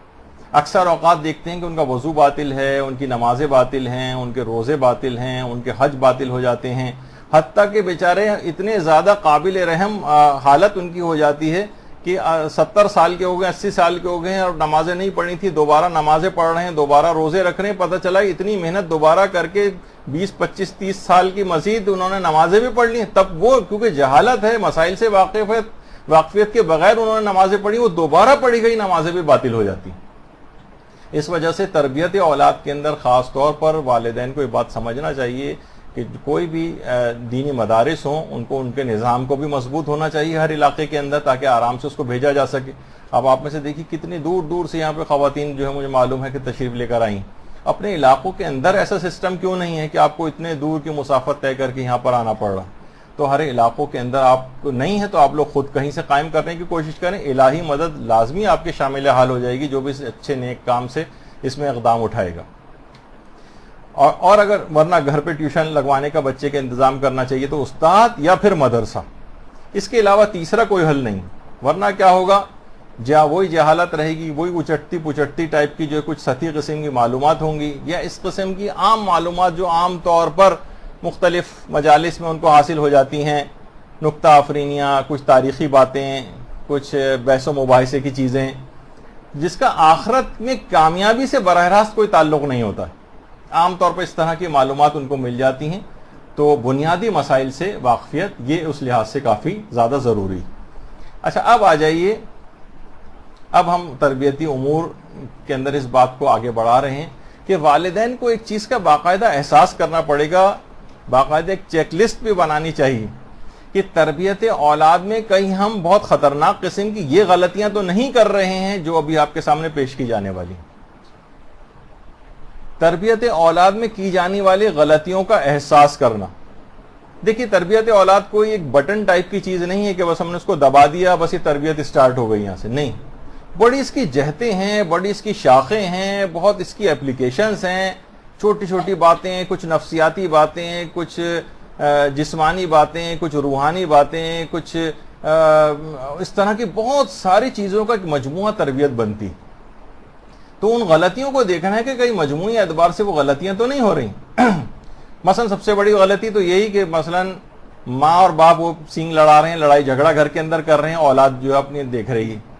اچھا واقعاتاً اگر واقعی یہ دیکھیں کہ کتنا خطرناک ماحول ہے پوری دنیا کے اندر شیعت کے, اگر آپ اوور آل حالات دیکھیں ہر جگہ کتنے زیادہ, عراق کے اندر, شام میں, لبنان میں, ایران کتنی جنگ سے جو ہے کتنی طویل ترین اور ابھی بھی اس کے کتنے محاذ ہیں. خود پاکستان کے اندر بھی بہرحال شیعت کس مرحلے سے گزر رہی ہے اور پوری دنیا کے اندر, پھر یمن اور ہر جگہ کے اوپر آپ دیکھیں تو اس میں باقاعدہ ہمیں حیرانی ہوتی ہے کبھی کبھی کہ اسی تمام عالمی حالات اپنی آنکھوں سے روزانہ کی بنیاد پر کلنگ ہو رہی سب کچھ, لیکن گھر کے اندر لڑائی جھگڑے بالکل ویسے کے ویسے ہی چل رہے ہیں انتہائی احمقانہ طور پر. سیلاب کسی جگہ آ رہا ہو, سونامی آ رہا ہو, زلزلے آ رہے ہوں اور کوئی شخص گھر کے اندر بیٹھا ہوا, بیوی بچے جو ہے شوہر و بیوی آپس کے اندر جھگڑے کر رہے ہوں اور ساس اور بہویں آپس میں جھگڑے کر رہی ہوں. یعنی کچھ احساس ہی نہیں ہے کہ کس دور کے اندر ہم لوگ جو ہے وہ زندگی گزار رہے ہیں. اس کے اندر اتنی چھوٹی چھوٹی باتوں کے اوپر تو اولاد سب کچھ آنکھوں سے دیکھ رہی, اور اس لڑائی جھگڑوں کا نتیجہ ظاہراً وہی ہے کہ جب یہ یہاں سے پہاڑی سے نیچے گرے گا, سوچیے جھگڑے کے دوران تو کیا اس کا انجام ہوگا. تو اولاد اپنی تو گھر کے اندر اس قسم کا ماحول, جو سب سے بڑی غلطی ہے وہ یہ ہے کہ اس طرح کا ماحول گھروں کے اندر بہت ہو گیا, لڑائی جھگڑوں کا, غیبتوں کا, ایک دوسرے کے خلاف بات چیت کا. یہ ایسا نقطہ ہے کہ کتنی ہی اچھی تربیت آپ کرنے کی کوشش کیوں نہ کریں, یہ سب کے اوپر پانی پھیر دے گا. برا گھر کا ماحول, لڑائی جھگڑوں کا ماحول, کوئی ایک فریق بھی اگر گھر میں اس انداز سے خراب ہے, مثلا شوہر اس انداز کا بد اخلاق ہے, بیوی اس انداز کی بد اخلاق ہے, یا دونوں بد اخلاق ہیں جس کے امکانات زیادہ ہو رہے ہیں آج کل, تو پھر نتیجہ یہ ہے کہ جو دیکھنے والی اولاد جو سب کچھ یہ دیکھ رہی ہے اپنی آنکھوں سے, وہ سوچیے کہ کیا اس کا حال ہوگا, وہ کبھی سعادت مند بن نہیں سکتے. دوسری غلطی یہ ہوتی ہے جو چھوٹی چھوٹی بظاہر غلطیاں لگتی ہیں لیکن ساری ایڈ اپ ہو کے بچے کو خراب کرتی ہیں. اس کا موازنہ دوسروں کے ساتھ, بچوں کے ساتھ کر کے اس کو شرم دلانا, اس کا موازنہ اپنے بھائی کے ساتھ کرنا, اس کا موازنہ مثلا جو ہے اپنے کزن کے ساتھ کرنا, اس کا اور اچھے بچوں کے ساتھ موازنہ کرتے رہنا. دیکھو تم ایسے ہو جبکہ وہ کتنا اچھا ہے, تم ایسی ہو جبکہ وہ کتنی اچھی. یہ بظاہر آپ اس کو بڑا سوچتے ہیں کہ شاید اس کو بڑی غیرت آئے گی سن کے, نہیں, وہ اور زیادہ ایک تو ڈپریس ہوتا ہے, بلکہ اس بچے کے لیے اس کے دل میں حسد کے جذبات پیدا کیے جاتے ہیں. وہ اس کے ساتھ جلنے لگتا ہے, اس سے حسد کرنے لگتا ہے, اور نہیں بھی اگر کرے تو اس میں اپنی بڑی توہین محسوس کرتا ہے کہ بچے کا مقابلہ کسی دوسرے موازنہ کر کے اس کو ڈیگریڈ کر کے کسی اور بچے کو اٹھایا جا رہا. یہ اپنے بچوں کے درمیان بھی اس طرح کا تفاوت اور فرق نہیں کرنا چاہیے, اور دیگر خاندان کے بچوں یا اور اچھے بچوں سے اس کا مقابلہ اور موازنہ نہیں کرنا چاہیے. یہ غلطی جو چیک لسٹ آپ کو بتا رہے ہیں اس کے اندر ایک یہ ہے کہ یہ گھر میں لڑائی جھگڑا بالکل نہیں ہونا چاہیے, ورنہ کوئی سارا تربیتی عمل بیکار ہوگا. اس کا موازنہ دیگر بچوں سے نہیں کرنا چاہیے. تیسری غلطی یہ ہوتی ہے عام طور پہ والدین بڑے جلدی اس کے سامنے ہار مان کے بیٹھ جاتے ہیں. مثلا ہمیں پتا ہے کہ یہ غلطی بار بار ضد کر رہا ہے, یعنی چاہے ہم شروع میں انکار کرتے رہیں لیکن بالآخر اس کی بات کو مان جاتے ہیں. یہ ایک بہت بڑی غلطی ہے. یعنی بہت ساری چیزیں ایسی ہیں جس کو آپ کو آخر تک نہیں ماننا ہے. بچے کو کلیئر کٹ یہ میسج دینا ہے کہ نہیں, یہ بات تمہاری اتنی خراب ہے کہ بات مانی نہیں جا سکتی, ایک آدھ دفعہ بھی نہیں مانی جا سکتی. جیسے بہت سے لوگ پوچھتے ہیں ایک آدھ دفعہ اس کو سینما بہت ضد کر رہا ہے, اس کی پوری کلاس جا رہی ہے, ایک بار جانے دیں پھر آئندہ نہیں جانے دیں گے. نہیں, ایک دفعہ بھی اگر اس طرح سے چلا گیا تو یہ ایک مثال سیٹ ہو جائے گی. آپ کو واضح بتا دینا ہے کہ نہیں, یہ فلاں چیز نہیں ہو سکتی. ایک صاحب مجھے بتا رہے تھے کہ ان کی بچی شاید چھوٹی تھی, اسکول میں پڑھتی تھی, اس کی کوئی برتھ ڈے تھی اس کی کسی فرینڈ کی, تو اس کو چھوڑنے جا رہے تھے. تو رستے میں بچی نے کہا کہ یہ میں نا وہاں جاتے ہی یہ اسکارف وغیرہ اتار دوں گا, جبکہ اس گھر میں سب نابالغ بچے تھے. وہ صاحب کہتے ہیں کہ میں نے فوراً گاڑی گھمائی واپس اور کہا کہ کسی صورت تمہیں اب اس میں نہیں جانے دوں گا. بچی کو ایک ایسا کلیئر کٹ میسج ملا کہ نہیں، بے پردگی تو باپ کو برداشت ہی نہیں. سوچے بچہ کسی جگہ گفٹ پیک کروا کے تیار ہو کر جا رہا ہو، اور کتنا زیادہ اس کے اوپر اثر ہوگا، باپ بھی کتنا زیادہ دل محسوس کرے گا کہ بھئی یہ بچہ جو ہے اس موقع پر کیسا، اس کے ساتھ میں نے ظلم کر دیا. لیکن ایک ایسا ٹرینڈ سیٹ ہو جائے گا، یعنی اس کو، بچے کو پتہ چل جائے گا کہ یہ بات برداشت نہیں ہے، اور بالکل کلیئر کٹ اسے میسج مل گیا، نہ وہ آئندہ ایسی فرمائش آپ سے کرے گا، اور بعد میں آپ اس کو جتنی جائز خواہشات ہیں وہ اس کی تمام پوری کریں. تو بچہ خود سمجھ جائے گا کہ نہیں، یہ تو بالکل لائن آپ نے کھینچی ہوئی، ڈرا کی ہوئی ہے، اس سے آگے بڑھنے کی اجازت نہیں. لیکن ذرا سا وہ ضد کرے اور فوراً اس کے سامنے ہتھیار، بالآخر ہتھیار ڈال دیں، شروع میں کچھ ریزسٹنس کریں لیکن آخر میں مان جائیں، تو بچہ سمجھ جائے گا کہ آپ سے ہمیشہ اپنی باتیں، ہر غلط بات منوائی جا سکتی. یہ چھوٹی چھوٹی باتیں ہیں لیکن یہ چیزیں بڑی کاؤنٹ کرتی ہیں. اکثر و بیشتر بدتمیزیوں اور شرارتوں پر اس کی پٹائی لگانا، یہ عام طور پر گھروں میں ہوتا ہے، اور یہی وجہ ہے کہ بچے بالکل جسے کہا جاتا ہے نا مار پروف جو ہیں ہوتے جا رہے ہیں. کچھ بھی مار لیں، کچھ بھی کر لیں، وہ نہ ان کے اوپر اثر نہیں ہوتا. اس کی وجہ یہی بنتی ہے کہ بار بار اس طرح سے معمولی شرارتوں پر مار لگا دینا باپ کا. باقاعدہ خاتون نے مجھے خود فون کر کے کہا کہ میرا شوہر میرے بچوں کو جو 16، 17 یا 18 سال کی عمر کا لڑکا ہے اسے اتنا مارتا ہے کہ کچھ حد نہیں. تو اب خود بتائیے کہ یہ بچہ کتنے، ابھی جب ہم آگے چل کے کچھ سزاؤں کا ذکر کریں گے کہ بچوں کو کون سی سزائیں دی جا سکتی ہیں جو جائز ہیں یا کہ اس میں کیا خیال رکھنا چاہیے، تو یہ بات یاد رکھ لیجیے کہ پٹائی وغیرہ لگانے سے آج تک کبھی میں نے اپنی زندگی میں کسی بھی بچے کی اصلاح ہوتے نہیں دیکھی. کوئی فائدہ ہی نہیں ہے اس کا. شریعت کے اندر بھی جب بھی جو پٹائی وغیرہ کے کچھ مسائل بیان ہوں گے تو اس کے اندر آپ ہنسیں گے کہ بھئی ایسی پٹائی سے تو بہتر ہے کہ وہ جو تھا نا کہ جو واقعہ بھی ملتا ہے کہ کسی صاحب ایمان نے ایک دفعہ اپنی بیوی کی نظر کر لی کہ اس نے فلاں غلطی کی تو اس کی اپنی بیوی کو سزا دوں گا. تو اللہ نے کہا کہ ٹھیک ہے، اسے دھوپ میں کھڑا کرو، یا مثلا یہ کہ وہ ایک معمولی سے جو وہ ہوتی ہے درخت کی کوئی چیز یا چھال، اس سے جو ہے اپنی بیوی کو آپ نے یہ کہا تھا نا کہ فلاں سے پٹائی لگاؤں گے تو اس طرح سے اپنی نظر پوری. تو اتنی ہلکی پھلکی طریقے سے نہیں، شریعت نے اس کو کہا کہ دیت واجب نہیں ہونی چاہیے. ذرا سی بھی دیت، اگر ذرا سا اس کی کھال کا رنگ بھی اگر سرخ ہوا تو آپ کے اوپر دیت واجب ہو جائے گی. تو لوگ کہیں گے بھائی ایسے پھر مارنے کا کیا فائدہ، اتنے ہلکے ہلکے ماریں گے تو اس کا کوئی فائدہ ہی ہوتے نظر نہیں آئے گا. تو بہرحال کبھی پٹائی سے کبھی کوئی فائدہ نہیں ہے بچے کی. عام طور پر اگر بچوں کے باپ یا بچوں کی مائیں بھی اس طرح سے مار رہی ہیں تو یقین کیجیے کہ بچہ وقتی طور پر ہو سکتا ہے کہ تھوڑی دیر کے لیے اس چیز سے رک جائے، لیکن اس کے اتنے نتائج خطرناک ہیں جو ہم آگے چل کر گفتگو میں آنے والے ہیں کہ جس سے بچے کے اندر بہت، یعنی آپ نے 2 منٹ کی یا 5 منٹ کی مار کے بعد ساری زندگی کے لیے بچے کے اندر ایک نفسیاتی مرض پیدا کر دیا. تو کوئی فائدہ نہیں ہے اس کا. دوسرے طریقہ کار اختیار کریں اس کو سدھارنے کے. تو اس طرح سے مارنا بچے کو بہت برے اثرات لے کر آتا ہے. اچھا، بچے کے اوپر ہر وقت روک ٹوک اور نکتہ چینی کرتے رہنا، یہ آج کل گھروں کے اندر بہت ہی زیادہ دیکھنے میں آ رہا. ہر وقت روک ٹوک، ہر وقت روک ٹوک، ہر وقت نکتہ چینی، ہر بات پہ اس کے تنقید، ہر بات پہ تنقید. بچہ اس سے پھر کیا ہوتا ہے کہ اس کی کوئی خاص آپ کی بات کی اس کے اوپر کوئی اثر نہیں ہوتا. یوں نہ بیٹھو، یوں نہ کھڑے ہو، یوں نہ کرو، یوں نہ کرو، اس آپ نے جیسے نارمل سی بھی جو بات چیت ہے اس کے اندر بھی ہر وقت اسے ہدف تنقید بنانا. اس سے نتیجہ کیا ہوگا، وہ بالکل وہ امیون ہو جائے گا اس چیز سے، اور پھر کوئی اس کے اوپر کوئی مسئلہ ہی نہیں ہوگا. وہ آپ جتنا بھی لاکھ کہتے رہیں، آپ کے ادھر سے سن کے دوسرے کان سے جو ہے وہ نکال دے گا. تو یہ کیا ہوگا کہ گویا آپ نے خود اس کو سرکش بنایا.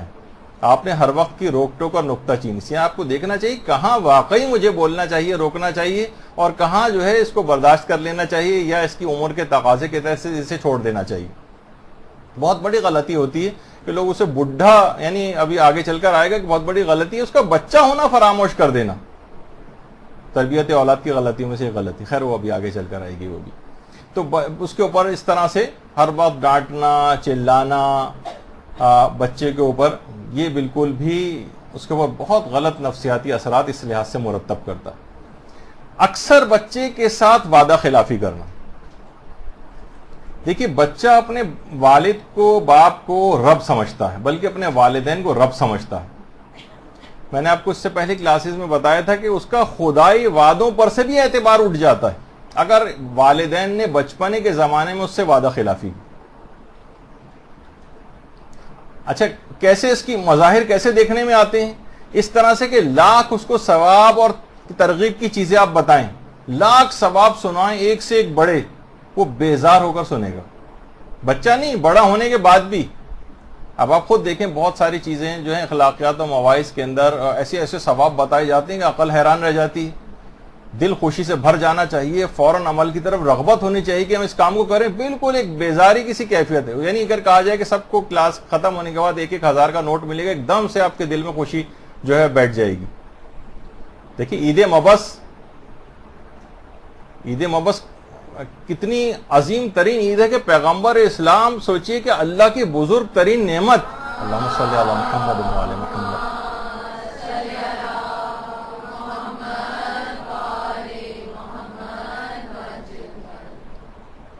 آیت اللہ جواد ملکی تبریزی فرماتے ہیں کہ اتنی اس نعمت کی ناقدری کہ یہ عید مبعث کا دن اتنا زیادہ عظمت کا حامل دن ہے، لیکن لوگوں کے دل میں اتنی بھی نعمت نہیں جتنی عام ایک دنیاوی قدر و قیمت کی ہوتی۔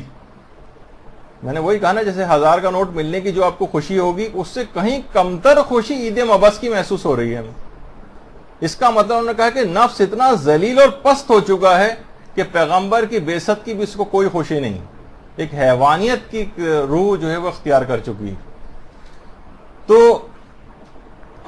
لاکھ ثواب سنائے، کوئی اس کے اوپر اثر ہی مرتب نہیں ہوتا، یہ اس وجہ سے کہ اس کا خدائی وعدوں پر سے بھی اعتبار اٹھ گیا۔ والدین نے اس سے اتنی دفعہ وعدہ خلافی کی کیونکہ اس کا خدائی وعدوں پہ سے اعتبار اٹھ گیا۔ اس کے مقابلے میں گناہ جو کر رہا ہوتا ہے، اس میں جتنی نذیریں اور جتنی اس کو ڈرانے والی چیزیں، آیات اور یہ عذاب دیا جائے گا، اس کو سن کر بھی کوئی اثر نہیں۔ یہ جو وعید، وعدہ اور وعید جو دونوں چیزیں ہیں، ڈرانا اور جنت کی طرف جو اس کی رغبت ہے، ان دونوں پر سے اس کا اعتبار اٹھ گیا، اور اس کے جو قصوروار ہیں وہ والدین ہیں کہ انہوں نے اصل میں بچپنے کے زمانے میں اس کو صحیح طور پر اس کے ساتھ مختلف اوقات میں وعدہ خلافیاں کی ہیں، جس کی وجہ سے بچے کے اندر یہ چیز ہوئی۔ یہی وجہ ہے، خود اتنی وعدہ خلافیاں کی ہیں کہ اب یہ بچہ بڑا ہونے کے بعد دعائے عہد بھی چاہے یہ روزانہ پڑھے، تب بھی روزانہ اپنے امام سے وعدہ خلافیاں کرے گا، عہد شکنیاں روزانہ کرے گا، چاہے روزانہ رٹے رٹائے طریقے سے دعا عہد بھی کیوں نہ پڑھ رہا ہو۔ تو یہ والدین نے اس طرح سے کیا ہے۔ وہ کتنا مشہور واقعہ ہے پیغمبر کا کہ ایک شخص نے آ کے کہا پیغمبر سے کہ آپ یہاں پر ٹھہریے، پیغمبر نے کہا ٹھیک ہے میں انتظار کرتا ہوں یہاں تک کہ تم آ جاؤ۔ وہ شخص گیا اور بھول گیا، 3 دن بعد آیا تو دیکھا کہ پیغمبر وہیں پر کھڑے ہوئے تھے۔ کہا شخص تو نے بہت زحمت میں ڈالا ہے، لیکن کیونکہ تجھ سے وعدہ کر لیا تھا اس لحاظ سے یہاں سے نہیں گیا، تو نہیں آتا تو میں قیامت تک یہیں پر کھڑا رہتا۔ تو اس سے آپ اندازہ لگائیں کہ پیغمبر ایفاء عہد کے کتنے پابند تھے۔ تو اولاد کے سلسلے میں بھی اس کی بہت زیادہ تاکید۔ ایک اور بہت بڑی غلطی کہ بچے کو بچپن ہی سے، کم عمری سے ہی موبائل فون اور کیبل اور ڈش اور انٹرنیٹ مہیا کر دی، ہو گئے مہیا، اس کا بچپن پورا تباہ ہو گیا اور اس کی معصومیت پوری تباہ ہو گئی، اس کا وقت کتنا ضائع اس کے اوپر ہو رہا ہے۔ اور شروع سے اگر والدین اس مسئلے کو کنٹرول کر لیں، ایک خاص ایج تک تو یہ چیزیں بھی نہ دیں، موبائل فون دینا ہی ہے تو کم سے کم اسمارٹ فونز ٹائپ کی چیز نہ دیں، دے دیجئے وہ جو عام طور پہ جو شاید میرے پاس ہوتا ہے وہ آپ دے دیجئے، اس کو سوائے اس میں صرف کال کرنے کے اور میسج کے علاوہ کوئی چیز نہیں ہوگی مثلا۔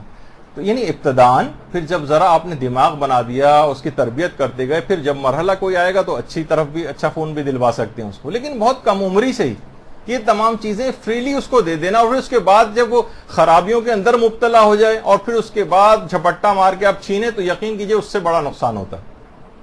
پھر آگے چل کر یہ بات بھی آئے گی کہ بچہ پھر آلٹرنیٹ ذرائع اختیار کرتا ہے، پھر وہ آپ کے علم میں بھی نہیں لاتا، وہ ایک نئی جنریشن کا ہے، وہ آپ سے زیادہ ٹیکنالوجی کو سمجھتا ہے، آپ کتنی بھی چیزیں لگائیں وہ آپ سے زیادہ آگے بڑھ کر چیزوں کو جان رہا ہوتا ہے، تو اس سے کا پھر بعد میں کوئی فائدہ نہیں ہوتا۔ اس کو صحیح ٹائم کے اوپر ہی بچے کو ان تمام چیزوں کو دینا چاہیے، اس سے پہلے اگر ہو۔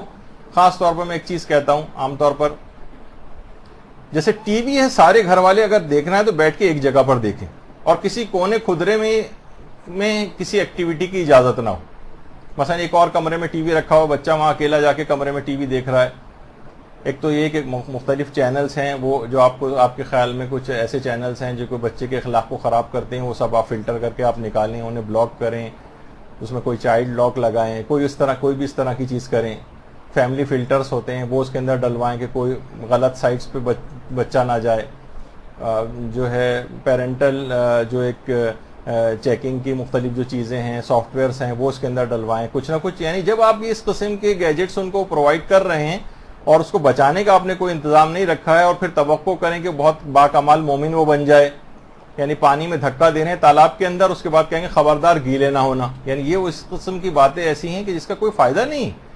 یعنی ان کو اب ظاہر ہے کہ مجھے خود پتا ہے کہ یہ میری باتیں کوئی زیادہ اثر کرنے والی نہیں ہوں گی کیونکہ معاملات بہت آؤٹ آف کنٹرول ہو چکے ہیں, لیکن اصلاً اس میں اندر ہے یہ غلطی والدین کر چکے ہیں جس کی وجہ سے ایسا ہوا ہے. میں ایسے رشتہ دار کو بھی جانتا ہوں اپنے کہ جنہوں نے ٹی وی کو بالکل ختم ہی کر دیا گھر سے, اور بچوں کو شروع سے عادت ہی نہیں رکھی. بچے ہو سکتا ہے ادھر ادھر تھوڑا بہت کہیں جا کے ہو سکتا ہے دیکھ لیتے ہوں, لیکن انہوں نے عادت ہی نہیں اس کی ڈالی. ٹی وی گھر میں ہے ہی نہیں. خود جیسے کہ مولانا علی مرتضیٰ زیدی صاحب کہتے ہیں کہ لوگ مثلا یہ کہتے ہیں کہ بھائی بچوں کو یہ بھی تو دیکھنی چیزیں ضروری ہیں ورنہ اس کو معلومات عامہ کیسے ہوں. کہنے کہ میں ٹی وی دیکھتا ہی نہیں ہوں اور معلومات عامہ کے اعتبار سے کسی بھی شخص کو جو ہر وقت ٹی وی دیکھتا ہوں میرے ساتھ بٹھا دیجیے آپ. اس کا مطلب یہ کہ اس میں فضولیات وقت ضائع کرنے کی چیزیں ساری دیکھی جا رہی ہیں. جیسے ایک زمانے میں ہوا تھا کہ جناب بچوں سے آپ پوچھیں کہ آپ کیوں اتنا وقت ضائع کرتے ہیں, کہتے ہیں ہم اس کے اندر مثلا نیشنل جیوگرافک دیکھتے ہیں. اچھا اب تک آپ نیشنل جیوگرافک کتنا پتہ نہیں کتنے ہزاروں گھنٹے دیکھ چکے ہیں. بس اس میں وہ کیا ہوتا ہے وہ شیر جو ہے وہ فلاں اس کا شکار کر رہا ہے, کبھی وہ زیبرے کا شکار کر رہا ہے, کبھی مثلا جو ہے وہ کسی گائے کا یا بھینسے کا شکار کر رہا ہے, بس یہ دیکھے چلے جا رہے ہیں. اچھا کہا جائے کہ آپ نے اب تک ہزاروں گھنٹے نیشنل جیوگرافک کے دیکھے گے لیجئے پیپر, اور جو معلومات آپ کو اب تک حاصل ہوئی اس پیپر پہ لکھ دیجئے, ایک صفحہ بھی کوئی نہیں لکھ سکتا. تو کیا معلومات حاصل کی تھی آپ نے؟ یعنی اس کے اندر فضولیات اور یہ چیزیں ضائع ہیں. تو بچوں کو بھی دماغ میں ڈالنا چاہیے, خاص طور پہ جو ڈرامے دیکھے جاتے ہیں. یقین کیجئے کہ فینٹیسی آپ خود دیکھیں کس طرح سے شوٹنگز ہوتی ہیں, لوگ اوپر رٹ رہے ہوتے ہیں, آپ بہت انوالو ہو رہی ہیں. اچھا اس نے اس کو طلاق دے دیا, اب اس میں کیا ہوگا؟ بھائی وہ ساری چیزیں لکھی ہوئی ہیں کس فینٹیسی میں؟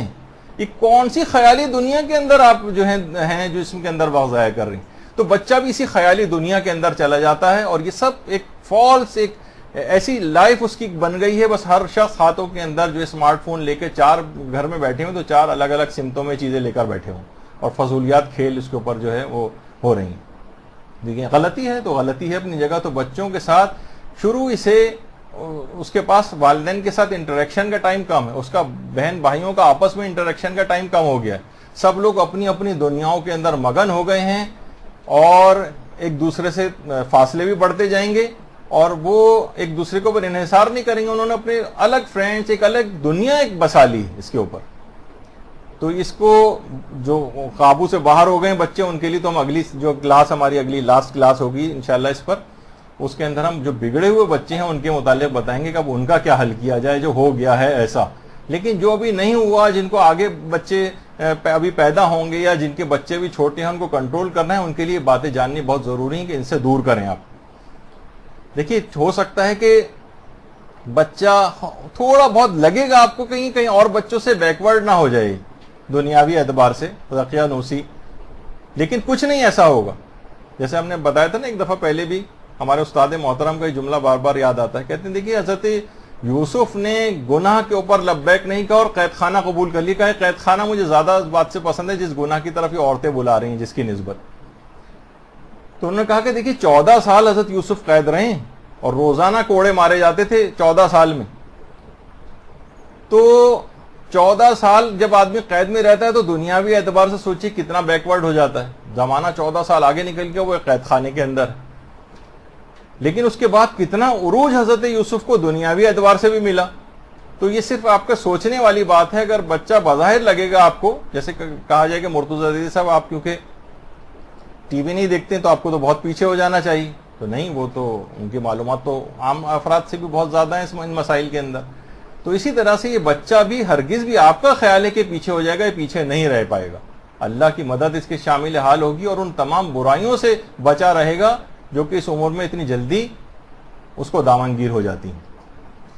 اچھا, ہمیشہ بچے کو جیسے ہوتا ڈانٹ ڈانٹ کر اور چیخ چیخ کر اس کے ساتھ بات کرنا, بہت برے اور نفسیاتی اثرات ہوتے ہیں. چیخنا, پھر ایک موقع ایسا آتا ہے کہ دیکھیے باپ تو چیخ چیخ کے اپنے ہلکان ہوا چلا جا رہا ہے, اس پہ کوئی اثر ہی نہیں. یہ اپنا بالکل سپاٹ منہ لے کے جو ہے وہ بیٹھا ہوا ہے، اس کو جیسے کوئی پاگل چیخ رہا ہو، اس سے زیادہ اس کی کوئی اہمیت اس کی نگاہ میں نہیں ہوتی. تو یہ تمام چیزیں دیکھیے ایسی ہیں کہ یہ والدین نے خود اپنے لیے پریشانیاں کھڑی کی. آپ کے تربیت کے طریقہ کار کے اندر ایک ایسی بنیادی غلطی تھی جس سے بچے کی تربیت نہیں ہونا تھی، بلکہ اس کو بعد میں سرکش بننا تھا. اس کے نتیجے میں چیخنا چلانا، اس سے بچے پر کچھ وہ نہیں ہوتا ہے. ہو سکتا ہے وقتی طور پر کیونکہ آپ طاقتور ہیں جسمانی اعتبار سے، تو وہ آپ مار وار لگائیں گے اس کی، ہو سکتا ہے ڈر کے وہ ایسا کرے، لیکن فائدہ اس کا کچھ بھی نہیں ہوگا. بچے کی ہر بات یا ہر خواہش کے جواب میں اکثر والدین صرف نہ کہتے ہیں. اس کی بات دیکھیے، کہا جاتا ہے نا کسی بھی گھر میں بھی اچھے شوہر کے لیے جسے کہا جاتا ہے کہ وہ 90 باتیں کم سے کم اپنی بیوی کی مان لے تاکہ اپنی 10 باتیں اس سے منوا سکے. یہ ہمیشہ سے ایک اصول ہے. کسی سے اگر کوئی بات منوانی ہو نا آپ کو، تو آپ کو بہت سی اس کی باتیں ماننا پڑتی، لیکن ہر بات کے جواب میں نو، ہر بات کے جواب میں نو، نہیں نہیں نہیں، تو اس سے کیا ہوگا؟ پھر آپ اپنی جائز بات بھی اس سے نہیں منوا سکتے، پھر اس کی طرف سے بھی آپ کو نو ہی ملے گا. تو زیادہ تر چیزوں میں جو جائز باتیں ہیں، جائز خواہشات ہیں، مباح چیزیں ہیں، اس میں باتیں مان جائیے اس کی. سوائے اس کے کوئی بڑا خطرہ کسی کے اندر ہو تو ایک الگ بات ہے، وہ بھی ریزننگ کے ساتھ اس کو سمجھایا جا سکتا ہے. لیکن ہر بات میں نو کہنا یہ خاندانوں بہت دیکھنے میں آتا ہے، اس وجہ سے میں نے اس کا خصوصیت سے ذکر کیا. والدین اپنے بچوں کی دیگر رشتہ داروں سے شکایات کرتے ہیں. خود ایک رشتہ دار گھر میں جب مجھے جانا ہوتا ہے تو اکثر وہاں پر ایک ماں ہمیشہ اپنے کسی نہ کسی بچے کی کوئی نہ کوئی شکایت لے کے بیٹھتی. تو اس سے کیا ہوتا ہے کہ بچے کے اندر بھی ایک وہ ظاہر شرمانے لگتے ہیں، سامنے نہیں آتے ہیں. پھر تو نتیجہ کیا ہوتا ہے کہ پھر بہت مسائل جو ہے وہ جنم لینے لگتے ہیں. والدین دوسرے والدین سے یا دوسرے رشتہ داروں سے اپنے بچے کی شکایت نہ کریں. صرف ان سے کر سکتے ہیں جن سے باقاعدہ اس کسی معاملے میں مدد لینی مقصود کہ بھائی آپ سمجھا سکتے ہیں، آپ اس سلسلے میں ہیلپ کر سکتے ہیں، ہمارے قابو نہیں آ رہا، تو کسی ایک آدمی کو. لیکن ہر شخص کے سامنے اس کا ذکر کرنا بچہ بہت بے عزتی محسوس کرتا ہے، چاہے وہ واقعی غلطی پر کیوں نہ ہو، لیکن اس کے باوجود بھی اس کی بہت زیادہ بے عزتی اس میں ہوتی ہے. وہ بھی اتنا ہی سینسیٹیو ہے جتنا ایک 50 60 70 80 90 سال کا ایک باعزت شخص کے اندر جو عزت نفس ہوتی ہے وہی 3 یا 4 سال کے بچے کے اندر شاید اس سے بھی زیادہ ہوتی ہے، جس کا بالکل خیال نہیں کیا جاتا. تو اس کی شکایت ہر ایک سے کرتے رہنا، جہاں کوئی بیٹھا اس کی برائی کرنے لگنا، یہ بات تربیت اولاد کے جو بگاڑنے کے جو اصول ہیں اس کے اندر سر فہرست. اچھا، گھر پر وقت دینے کے بجائے زیادہ تر افراد یہ کرتے ہیں کہ بچوں کو رشتہ داروں یا دوست احباب کے گھر لے جاتے رہتے ہیں. جہاں فارغ ہوئے چلو فلاں کے گھر چلتے ہیں، چلو خالہ کے گھر، چلو ماموں کے گھر، چلو فلاں کے یہاں. بھائی آپ گھر کے اندر وقت دیں، گھر میں ایک دوسرے سے بیٹھیں، ایک دوسرے کے ساتھ باتیں کریں. جہاں فارغ وقت آئے ان کو لے کے کسی اور کے گھر چل دی. کبھی کبھار وہاں پہ بھی جانا ہے، لیکن زیادہ تر جگہ پہ یہ دیکھا گیا ہے کہ بس فوراً ان کو آؤٹنگ کے لیے کسی اور کا گھر جانا ہوتا ہے.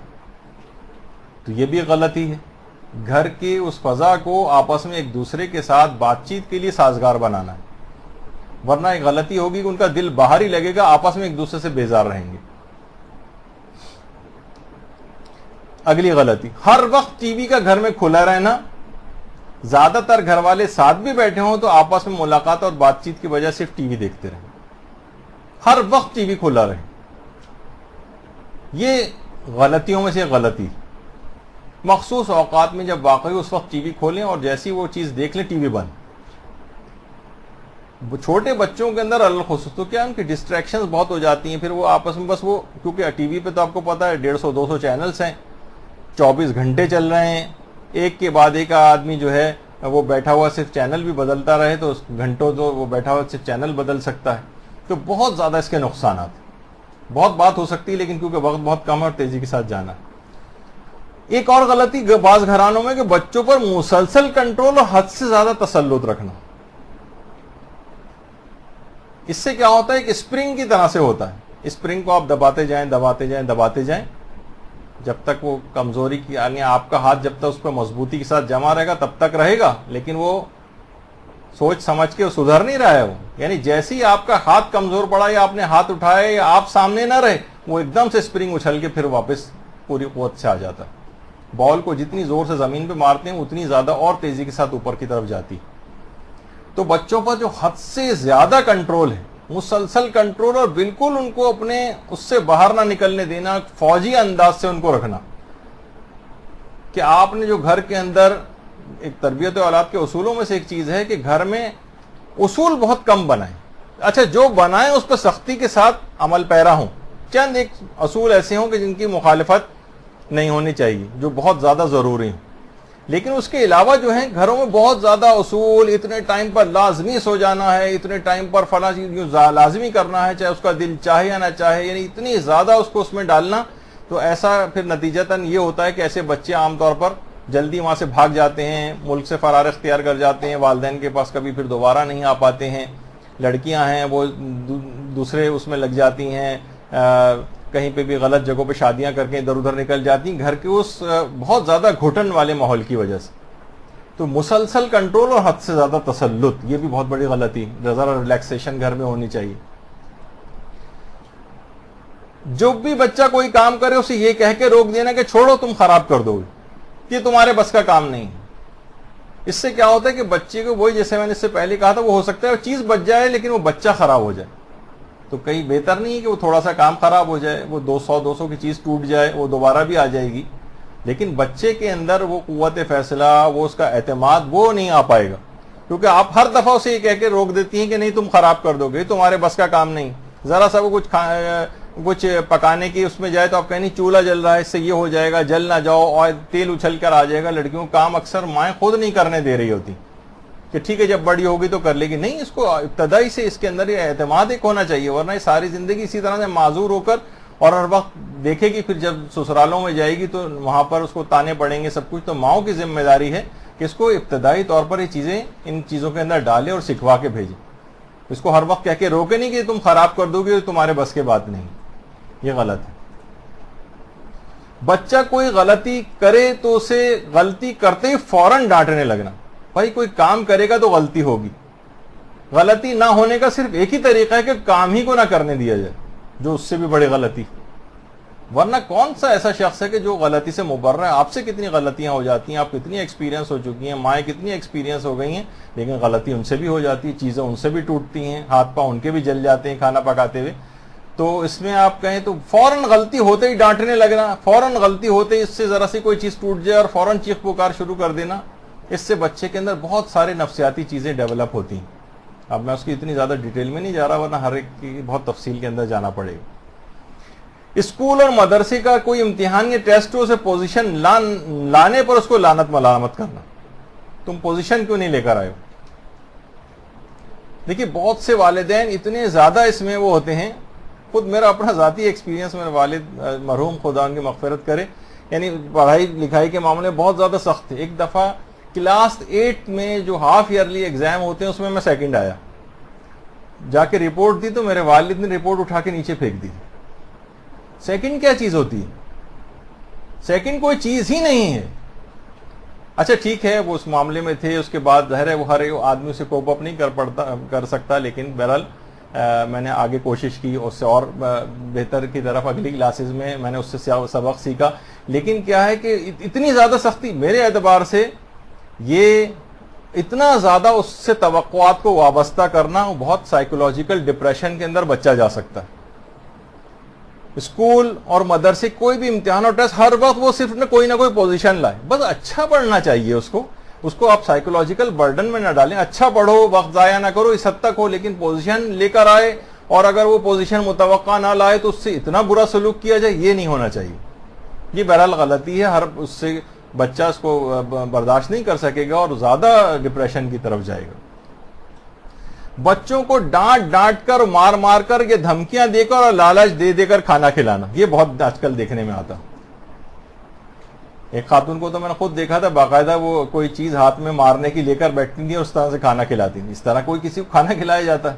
طریقہ کار وہ ہونا چاہیے جو آپ شاید وہ پتہ نہیں راضی بھی ہوں گے یا نہیں, آپ کے سر علیم جو ہیں تو خود ایک دفعہ مجھے بتا رہے تھے کہ کیونکہ ظاہر ڈاکٹر ہیں, نفسیات بھی سمجھتے ہیں بچوں کی, تو کہنے لگے کہ ہم نے اس طرح سے بچوں کو کہ یہ والی چیز نہ ہو. ہم شوہر و بیوی دونوں کھانا کھاتے تھے اور بچوں کو پوچھتے ہی نہیں تھے, بچہ خود ہی آ کے بیٹھ کے کھانا کھانے لگتا تھا. اچھا, اب آپ کیا فوڈ فورسنگ, یعنی جو فوڈ کی طرف سے بچے کو ایک بالکل ریپیل ہوتا ہے نا بچہ, وہ صرف فوڈ فورسنگ کی وجہ سے ہوتا ہے. مثلا آپ کے سامنے کھانے رکھے ہو تو آپ خود کھانے لگتے ہیں. کھانے کے دوران کوئی آپ سے کہے کہ لیجیے نا اور بھی, آپ کہتے ہیں نہیں نہیں بس. یہ آپ کے اندر بھی یہ چیز ہوتا ہے پوچھنے کے اوپر منع کرنا. تو جتنا فورس کریں گے کسی کو اتنا بچہ جو ہے اس کو اچھی بھی کوئی چیز لگ رہی ہوگی تو نو کرے گا اس کو. تو اس کو ڈانٹ ڈپٹ کر, دھمکیاں دے کر یا لالچ دے دے کر اس کو کھانا کھلانا, اس سے بچے کے اندر بہت مسائل ڈیولپ ہوتے ہیں. بچہ کھانے سے اس کو ایورجن ہونے لگتی ہے, اس کو بیزاری ہونے لگتی ہے. اور یہ فوڈ فورسنگ یہ نہیں ہونا چاہیے, یہ جسمانی اعتبار سے بھی نقصان دہ. بچہ بہت ساری اچھی چیزیں اور ٹیسٹ کو خود اٹھا کے چیز کھا لے گا بچہ, لیکن جہاں آپ اسے مجبور کریں گے, خود میرے اپنے جاننے والے بہت ساری چیزیں میں اس وجہ سے آپ کو بتا رہا ہوں تاکہ یہ وہ میرے ایک دوست ہیں کہ جن کے لیے بھنڈی ایسے ہے کہ جیسے چھپکلی, کہتے ہیں جس طرح چھپکلی, یعنی وہ اتنی زیادہ ان کو جو ہے وہ ناپسند ہے. خود میرے ساتھ ایک اور ہوتے ہیں, وہ کہتے ہیں کہ مجھے یعنی والد صاحب نے بھنڈی سے نفرت دلوائی. والد صاحب جو تھے وہ مار مار کر بھنڈی کھلاتے تھے, بھنڈی کیوں نہیں کھاتا ہے. ظاہر ہے بچے کا آپ سوچیے کہ یہ کیا ہے یہ طریقہ کار. تو یہ سب چیزیں ایسی ہیں جو بچے کی نفسیات اور اس کے اوپر ہوتی ہیں, ساری زندگی کے لیے اس کے ساتھ ایسا ہو جاتا ہے. مثلا یہ چیزیں منتقل بھی ہوتی ہیں. خود ایک دفعہ ایک خاتون, ایک لڑکی نے مجھ سے کہا جس کی شادی میں مشکل ہوتی تھی, اور وہ خود اپنی جب رشتہ آتا تھا ان کو وہ بات بتاتی تھی کہ ایسا نہ ہو کہ بعد میں میرے لیے مشکل ہو. گوشت وہ دھو ہی نہیں سکتی. گوشت دھونا ایسے ہی جیسے ہاتھ میں, جیسے یہ بھی یہی مینڈا کی چھپکلی کسی کی دی جائے کہ اس کو پانی سے آپ دھوئیے.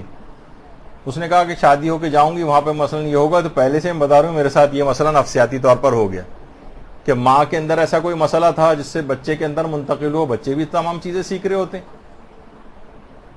کاکروچ سے ڈرنا فلج دیکھا جائے تو کتنا بیزار جانور ہے, لیکن کتنا زیادہ مائیں چلا رہی ہوتی تو کہیں کاکروچ جو ہے وہ آ جائے تو کس طرح بستر پہ چوہا آ جائے, کس طرح سے اچھل کود گھروں کے اندر مچتی, جبکہ اتنا نقصان بھی نہیں پہنچانے والا ہے. تو یہ سب چیزیں نفسیاتی طور پر ہوتی ہیں.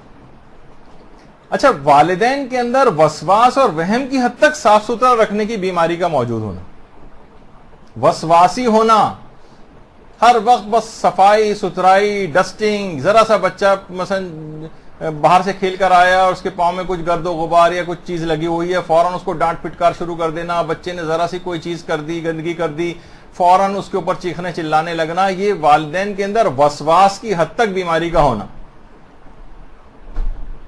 ایک حد تک صحیح ہے جتنا اسلام نے تقاضا کیا, لیکن یہ جب بہت زیادہ بڑھ جائے, باقاعدہ اتنا اہم موضوع ہے کہ شک اور وسواس کی اس بیماری کے علاج پر میرا اندازہ کم سے کم 2 نشستیں ضرور اس کے اوپر مجھے درس کے سلسلے میں لینا ہے کہ یہ مسئلہ اتنا زیادہ بڑھتا چلا جا رہا ہے کہ رات و دن لوگوں کے شکوک و شبہات, وسواس, وہم یہ بڑھتے چلے جا رہے ہیں. یہ بچوں کے اندر بھی یہ چیزیں منتقل ہو رہی ہیں. بہت سے ایسے بچے مجھے علم میں آئے ہیں کہ جو اپنے مثلا بہن نے اگر گھر میں چائے بنائی ہے تو اس کے ہاتھ کی چائے نہیں پیے گا. ماسی نے مثلا کوئی چیز گھر میں کام کیا ہے تو اس کے ہاتھ کی فلاں چیز نہیں ہوگی. یہ نفسیاتی اعتبار سے چیزیں منتقل ہو رہی ہیں. یہ وہم اور وسواسوں کی بیماریاں بچوں کے اندر بھی. تو یہ گھروں کے اندر اس طرح سے سازگار ماحول نہیں بنے تو اب یہ وسواسی بنے گا تو اسے دین کے معاملے میں وسواس آئیں گے, اللہ کے متعلق بھی وسواس آئیں گے, پھر یہ وسواس کی بیماری پھیلتی. تربیتی اولاد میں ان وسوسوں سے بھی بچوں کو بچانا ہوتا ہے. تقریباً صرف مشکل سے مجھے تقریباً یہ لگ رہا ہے کہ شاید 25-30% بھی آج درس مکمل نہیں ہوا اور پتہ نہیں کہاں سارا ٹائم نکلتا چلا گیا. تربیت میں جلد نتائج برآمد ہونے کے سلسلے میں والدین کا جلد باز ہونا. تربیت میں جلد بازی کا مظاہرہ کرنا کہ بس 2 رکعت نماز پڑھ لی ہے میں نے, اب جبریل امین اب تک کیوں نازل مجھ پر نہیں ہوئے, وہ والی جو سوچ رکھنا کہ بھائی آپ نے پوری زندگی ایسے گزاری جیسے لوگ کہتے ہیں بھائی ہم نے بڑی دعائیں کی. وہ کتنی دعائیں کی, کتنے دن سے کیا, تو پتہ چلا کہ زیادہ عرصہ بھی نہیں ہوا اور اتنی جلد بازی. جیسے خود ایک مریض سے ہم انٹرویو لے رہے تھے, وہ جو ہوتا ہے ہسٹری وغیرہ, تو جناب یہ کینسر ہے جو اتنا بڑا گلے کا، آپ کے کب سے سگریٹ پی رہے؟ کہہ رہے سگریٹ تو میں نے چھوڑ دی۔ اب کتنے دن ہوئے چھوڑے؟ کہہ رہے ابھی میں 15 دن ہوئے چھوڑے ہوئے۔ اور بھائی اتنا بڑا کینسر ہو گیا، اس کے بعد آپ 15 دن پہلے سگریٹ چھوڑ رہے ہیں، اب کیا ہونا ہے اس کے اندر مثلا؟ تو جلد نتائج برآمد ہونے کے سلسلے میں، یعنی بس ہم نے کیا فوراً نتیجہ برآمد ہونا چاہیے، نہیں، ایک بہت بڑا پروسیجر۔ بچہ بڑا بھی ہو جائے تب بھی اس کی تربیت کرنے کی ضرورت پیش آتی ہے۔ بچہ جو ہے صاحب اولاد ہو جائے، اس کی اولاد کی اولادیں ہو جائیں، اور مثلا دادا ابھی تک موجود ہو اور پردادا بھی موجود ہو، تب بھی اس کو روک ٹوک اور تربیتی امور سے غافل نہیں ہونا۔ تو دیکھیے بہت ساری چیزیں ایسی ہیں کہ اس میں جلد بازی نہ کریں، تھوڑا وقت لگے گا، ہو سکتا ہے 1 سال 2 سال 3 سال 5 سال 7 سال۔ اکثر والدین پوچھتے بھی ہیں اتنے دن ہو گئے ابھی تک تو کچھ زیادہ اچھے اثرات اس کے اندر ظاہر نہیں ہوئے بچے کے اندر۔ بھائی تھوڑا اور وقت انتظار کیجئے، انشاءاللہ ہو جائے گا۔ ہمیں بھی بار بار یہ کہنا پڑتا ہے، ظاہر ہے۔ تو یہ سب چیزیں ایسی ہیں کہ جو جلد بازی اس کے اندر کرے گا وہ نقصان اٹھائے گا، اور جلد بازی کرنے کے بعد سوچے گا بس اب کوئی فائدہ نہیں ہے، اب تو سب معاملہ ختم ہے، اور اس کی تربیت سے ہاتھ اٹھا لے، تو یہ اس سے بھی بڑی غلطی ہوگی۔ ایک اور بڑا مسئلہ یہ ہے کہ ہمیں دیکھتے ہیں کہ بچے کی چاہے جسمانی نشو و نما ہو، چاہے روحانی ہو، یا غذا کے متعلق ہو، یا مثلا کسی اور متعلق، والدین کا مطالعہ وسیع نہیں۔ ادھر ادھر سے کسی سے کچھ سن لیا، ٹوٹکے سن لیے، ٹی وی کے اوپر کچھ ٹوٹکے آ رہے ہوتے ہیں وہ سن لیے، تو اس سے کیا ہوتا ہے کہ مطالعے کے اندر وسعت نہیں، بہت ساری باتیں ان کی نگاہ سے بالکل اوجھل ہیں۔ بچے کو کیا کھلانا چاہیے، مثلا کوئی زیادہ کھلانے کی فکر میں تو بچے اوبیس ہوئے چلے جا رہے ہیں۔ اب ان کو نہیں پتا کہ ایک خاتون خود میرے پاس آئی تھیں، کہا کہ ماشاءاللہ میرے بچے اتنے صحت مند ہیں، اتنے صحت مند ہیں کہ میں آپ کو دکھا حیران ہو جائیں گے۔ اچھا، میں نے بھی سوچا پتہ نہیں صحت مندی کا معیار کیا ہے، تو کم سے کم 200 پاؤنڈ کے جو بچے جو تھے ان کے وہ اگلی دفعہ وہ لے کر آئیں تھے۔ صحت مندی کا معیار یہ تھا۔ موٹا ہونا کوئی صحت مندی کا معیار تھوڑی ہو، تو شاید بلکہ بیماری ہے۔ تو اس وجہ سے کہ ان کو پتہ ہی نہیں بیلنس ڈائٹ کیا ہوتی ہے، ہر چیز کا ایک بیلنس کیا ہوتا ہے، والدین کا مطالعہ نہیں۔ کوئی چیز پوچھیں کہ بچے کی مثلا زنک بچے کو کتنا دینا چاہیے، آپ کو پتا ہونا چاہیے زنک کن کن چیزوں کے اندر ہوتا ہے۔ پھر الگ سے جب ڈاکٹر سپلیمنٹس لکھتا ہے تو پھر آپ وائٹامن ڈی کن چیزوں کے اندر ہوتا ہے، فلاں چیز کن چیزوں کے اندر، اپنا مطالعے کو وسیع کرنا چاہیے۔ تربیت اولاد کے سلسلے میں جو آخری کلاس ہوگی اس میں میں کچھ کتابوں کے نام علی الخصوص بتاؤں گا جو تربیت کے سلسلے میں 10-12 کتابیں خاص طور پہ والدین کو ضرور پڑھنی چاہیے۔ تو وہ ضرور، یعنی ہر شخص کے گھر میں ہوں، جو کہ جن کی شادی ہونے جا رہی ہو یا جو والدین بن بھی چکے ہوں، وہ ضرور ان کتابوں کا مطالعہ کریں تو اپنی غلطیوں کا ان کو احساس ہوگا۔ سختی کی پالیسی اپنانا یہ بالکل غلط ہے۔ جیسے ابھی ہم نے کہا کہ متوازن ایک نرمی کی پالیسی جو ہے وہ اس کے اندر رکھنی چاہیے۔ اچھا، یہ کنٹرول کرنا پڑے گا، بچوں کی ٹی وی کے سامنے بیٹھنے کو، کمپیوٹر پہ بیٹھنے کو، ان کی عادت کو کنٹرول کرنا پڑے گا۔ فوراً آپ کے دماغ میں ایسے بچے آئیں گے جو آؤٹ آف کنٹرول ہو چکے ہیں، ان کے لیے تو اگلی کلاس ہے۔ لیکن جو اب تک اس مرحلے پر نہیں آئے ہیں، جو ابھی تک آپ کے ہاتھ میں ہیں اور جن کو کنٹرول کرنا ممکن ہے، ان کو ایک خاص حد سے زیادہ اس کی اجازت نہیں ہونی چاہیے۔ مثلا ایک صاحب کو میں جانتا ہوں کہ جب بھی جاتے ہیں اپنے آفس یا کوئی بھی کاروبار کی جگہ، تو وہ جو ہے اپنے ساتھ وہ جو ہوتا ہے انٹرنیٹ کا جو بھی انسٹرومنٹ، وہ جو ہے اس کا تار نکال کے اپنے ساتھ لے جاتے ہیں، پورا ہی اٹھا کر مثلا لے جاتے ہیں اپنے ساتھ، کہ اس پورے عرصے میں جب تک آؤں، ورنہ کیا ہوگا کہ بچہ صبح سے لے کر اور جب تک گھر میں موجود ہے تب تک وہ استعمال کر رہا ہے۔ اب ظاہر ہے اسے مایوسی ہے کہ اب تو جب ابا آئیں گے اسی وقت ملے گا، تو نتیجہ ہے کہ اس وقت کو کچھ نہ کچھ پروڈکٹیو وہ لگا لے گا۔ تو یہ تو خیر اس وقت کی یہ اس طرح کی بات ہے کہ بچے کو زور اور زبردستی کے ساتھ نہیں، کچھ ایسا چیز ہونی چاہیے کہ گھر کے اندر کہ معلوم ہو کہ نہیں اس ٹائم کے اوپر اس کو استعمال کی اجازت نہیں۔ ہاں، جب یہ والا ٹائم ہو جائے گا اس میں آپ کو پرمیشن ہوگی۔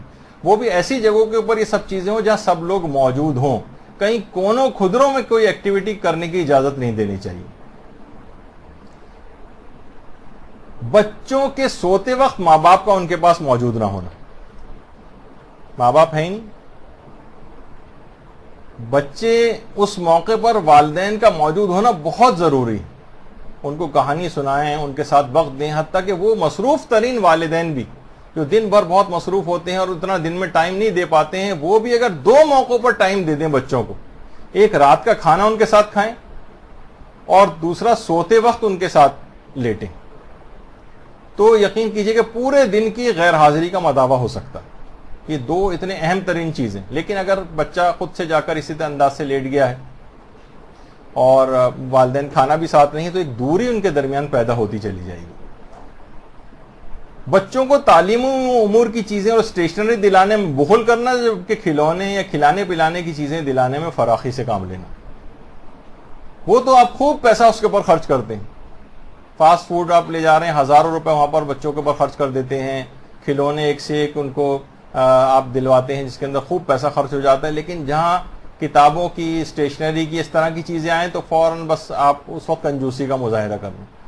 نہیں، یہ بالکل الٹا ہونا چاہیے.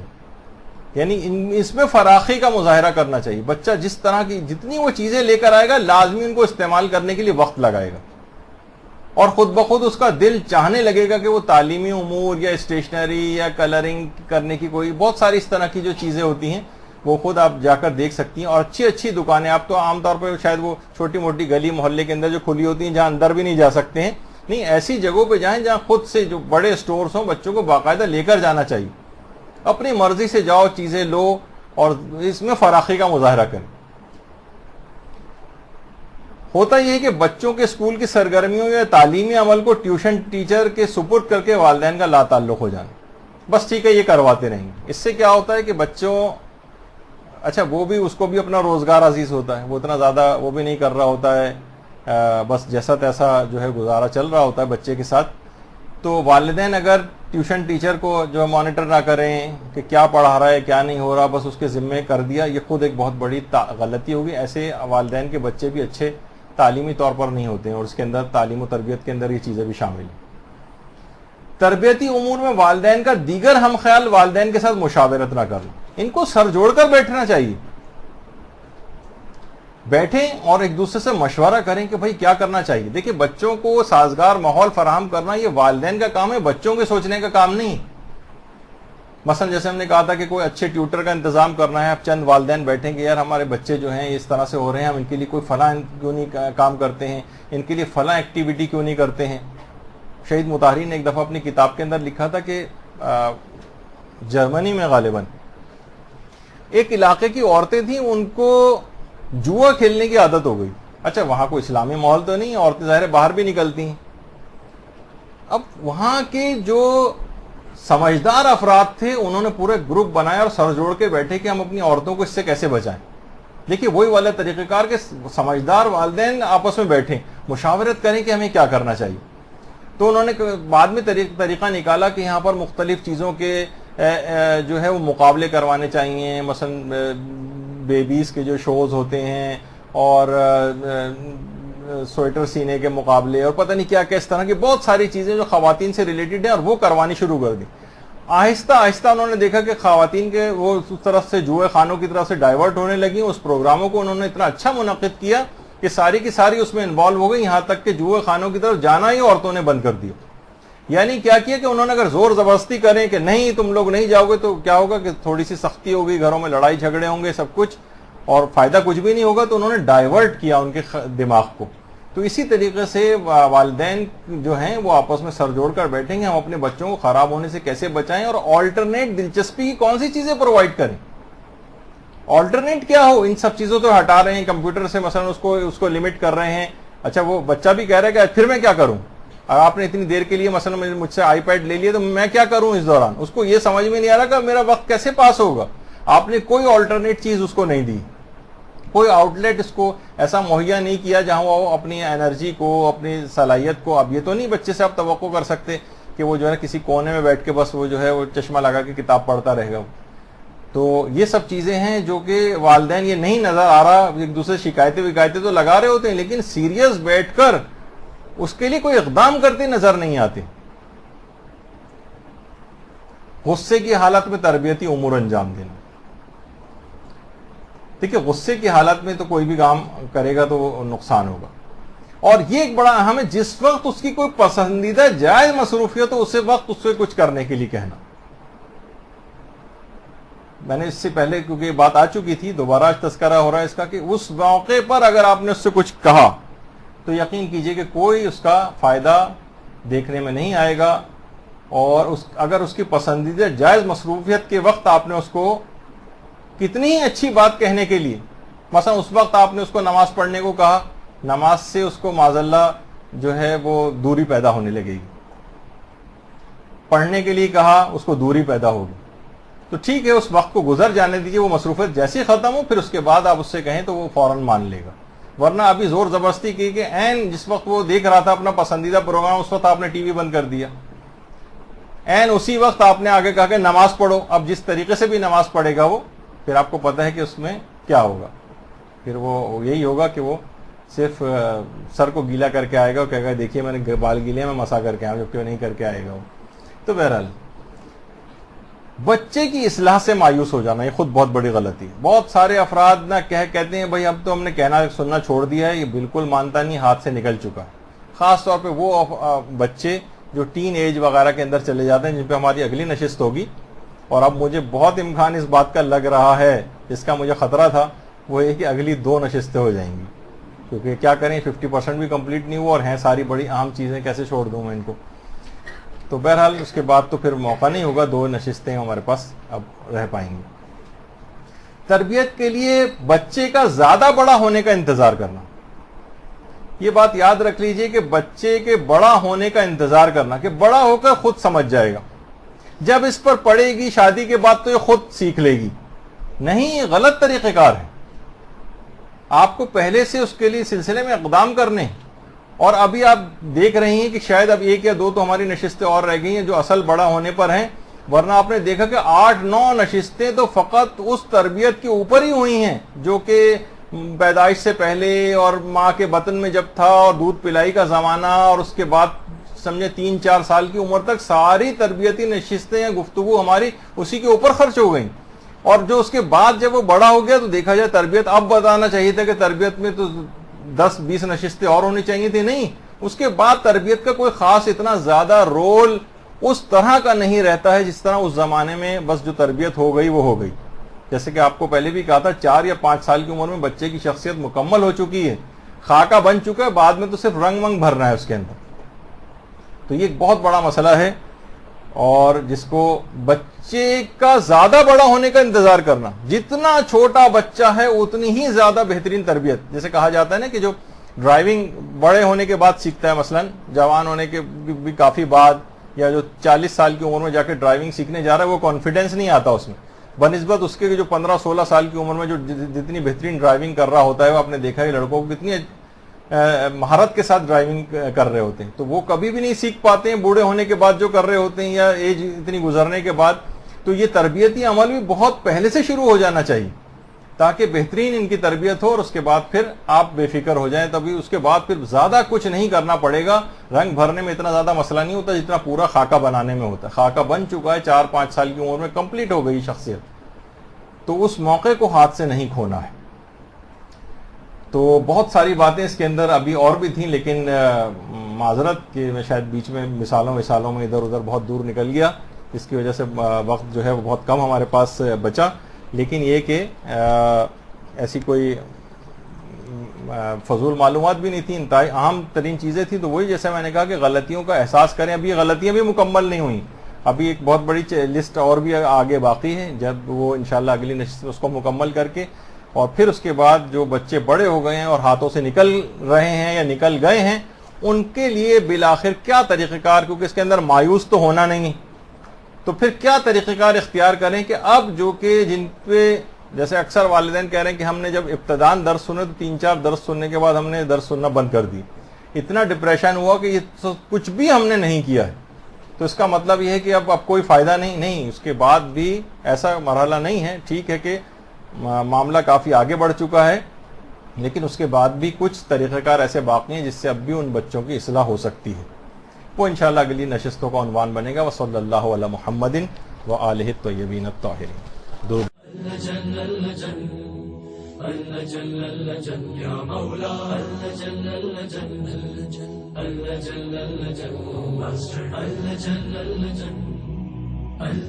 يا صاحب الزمان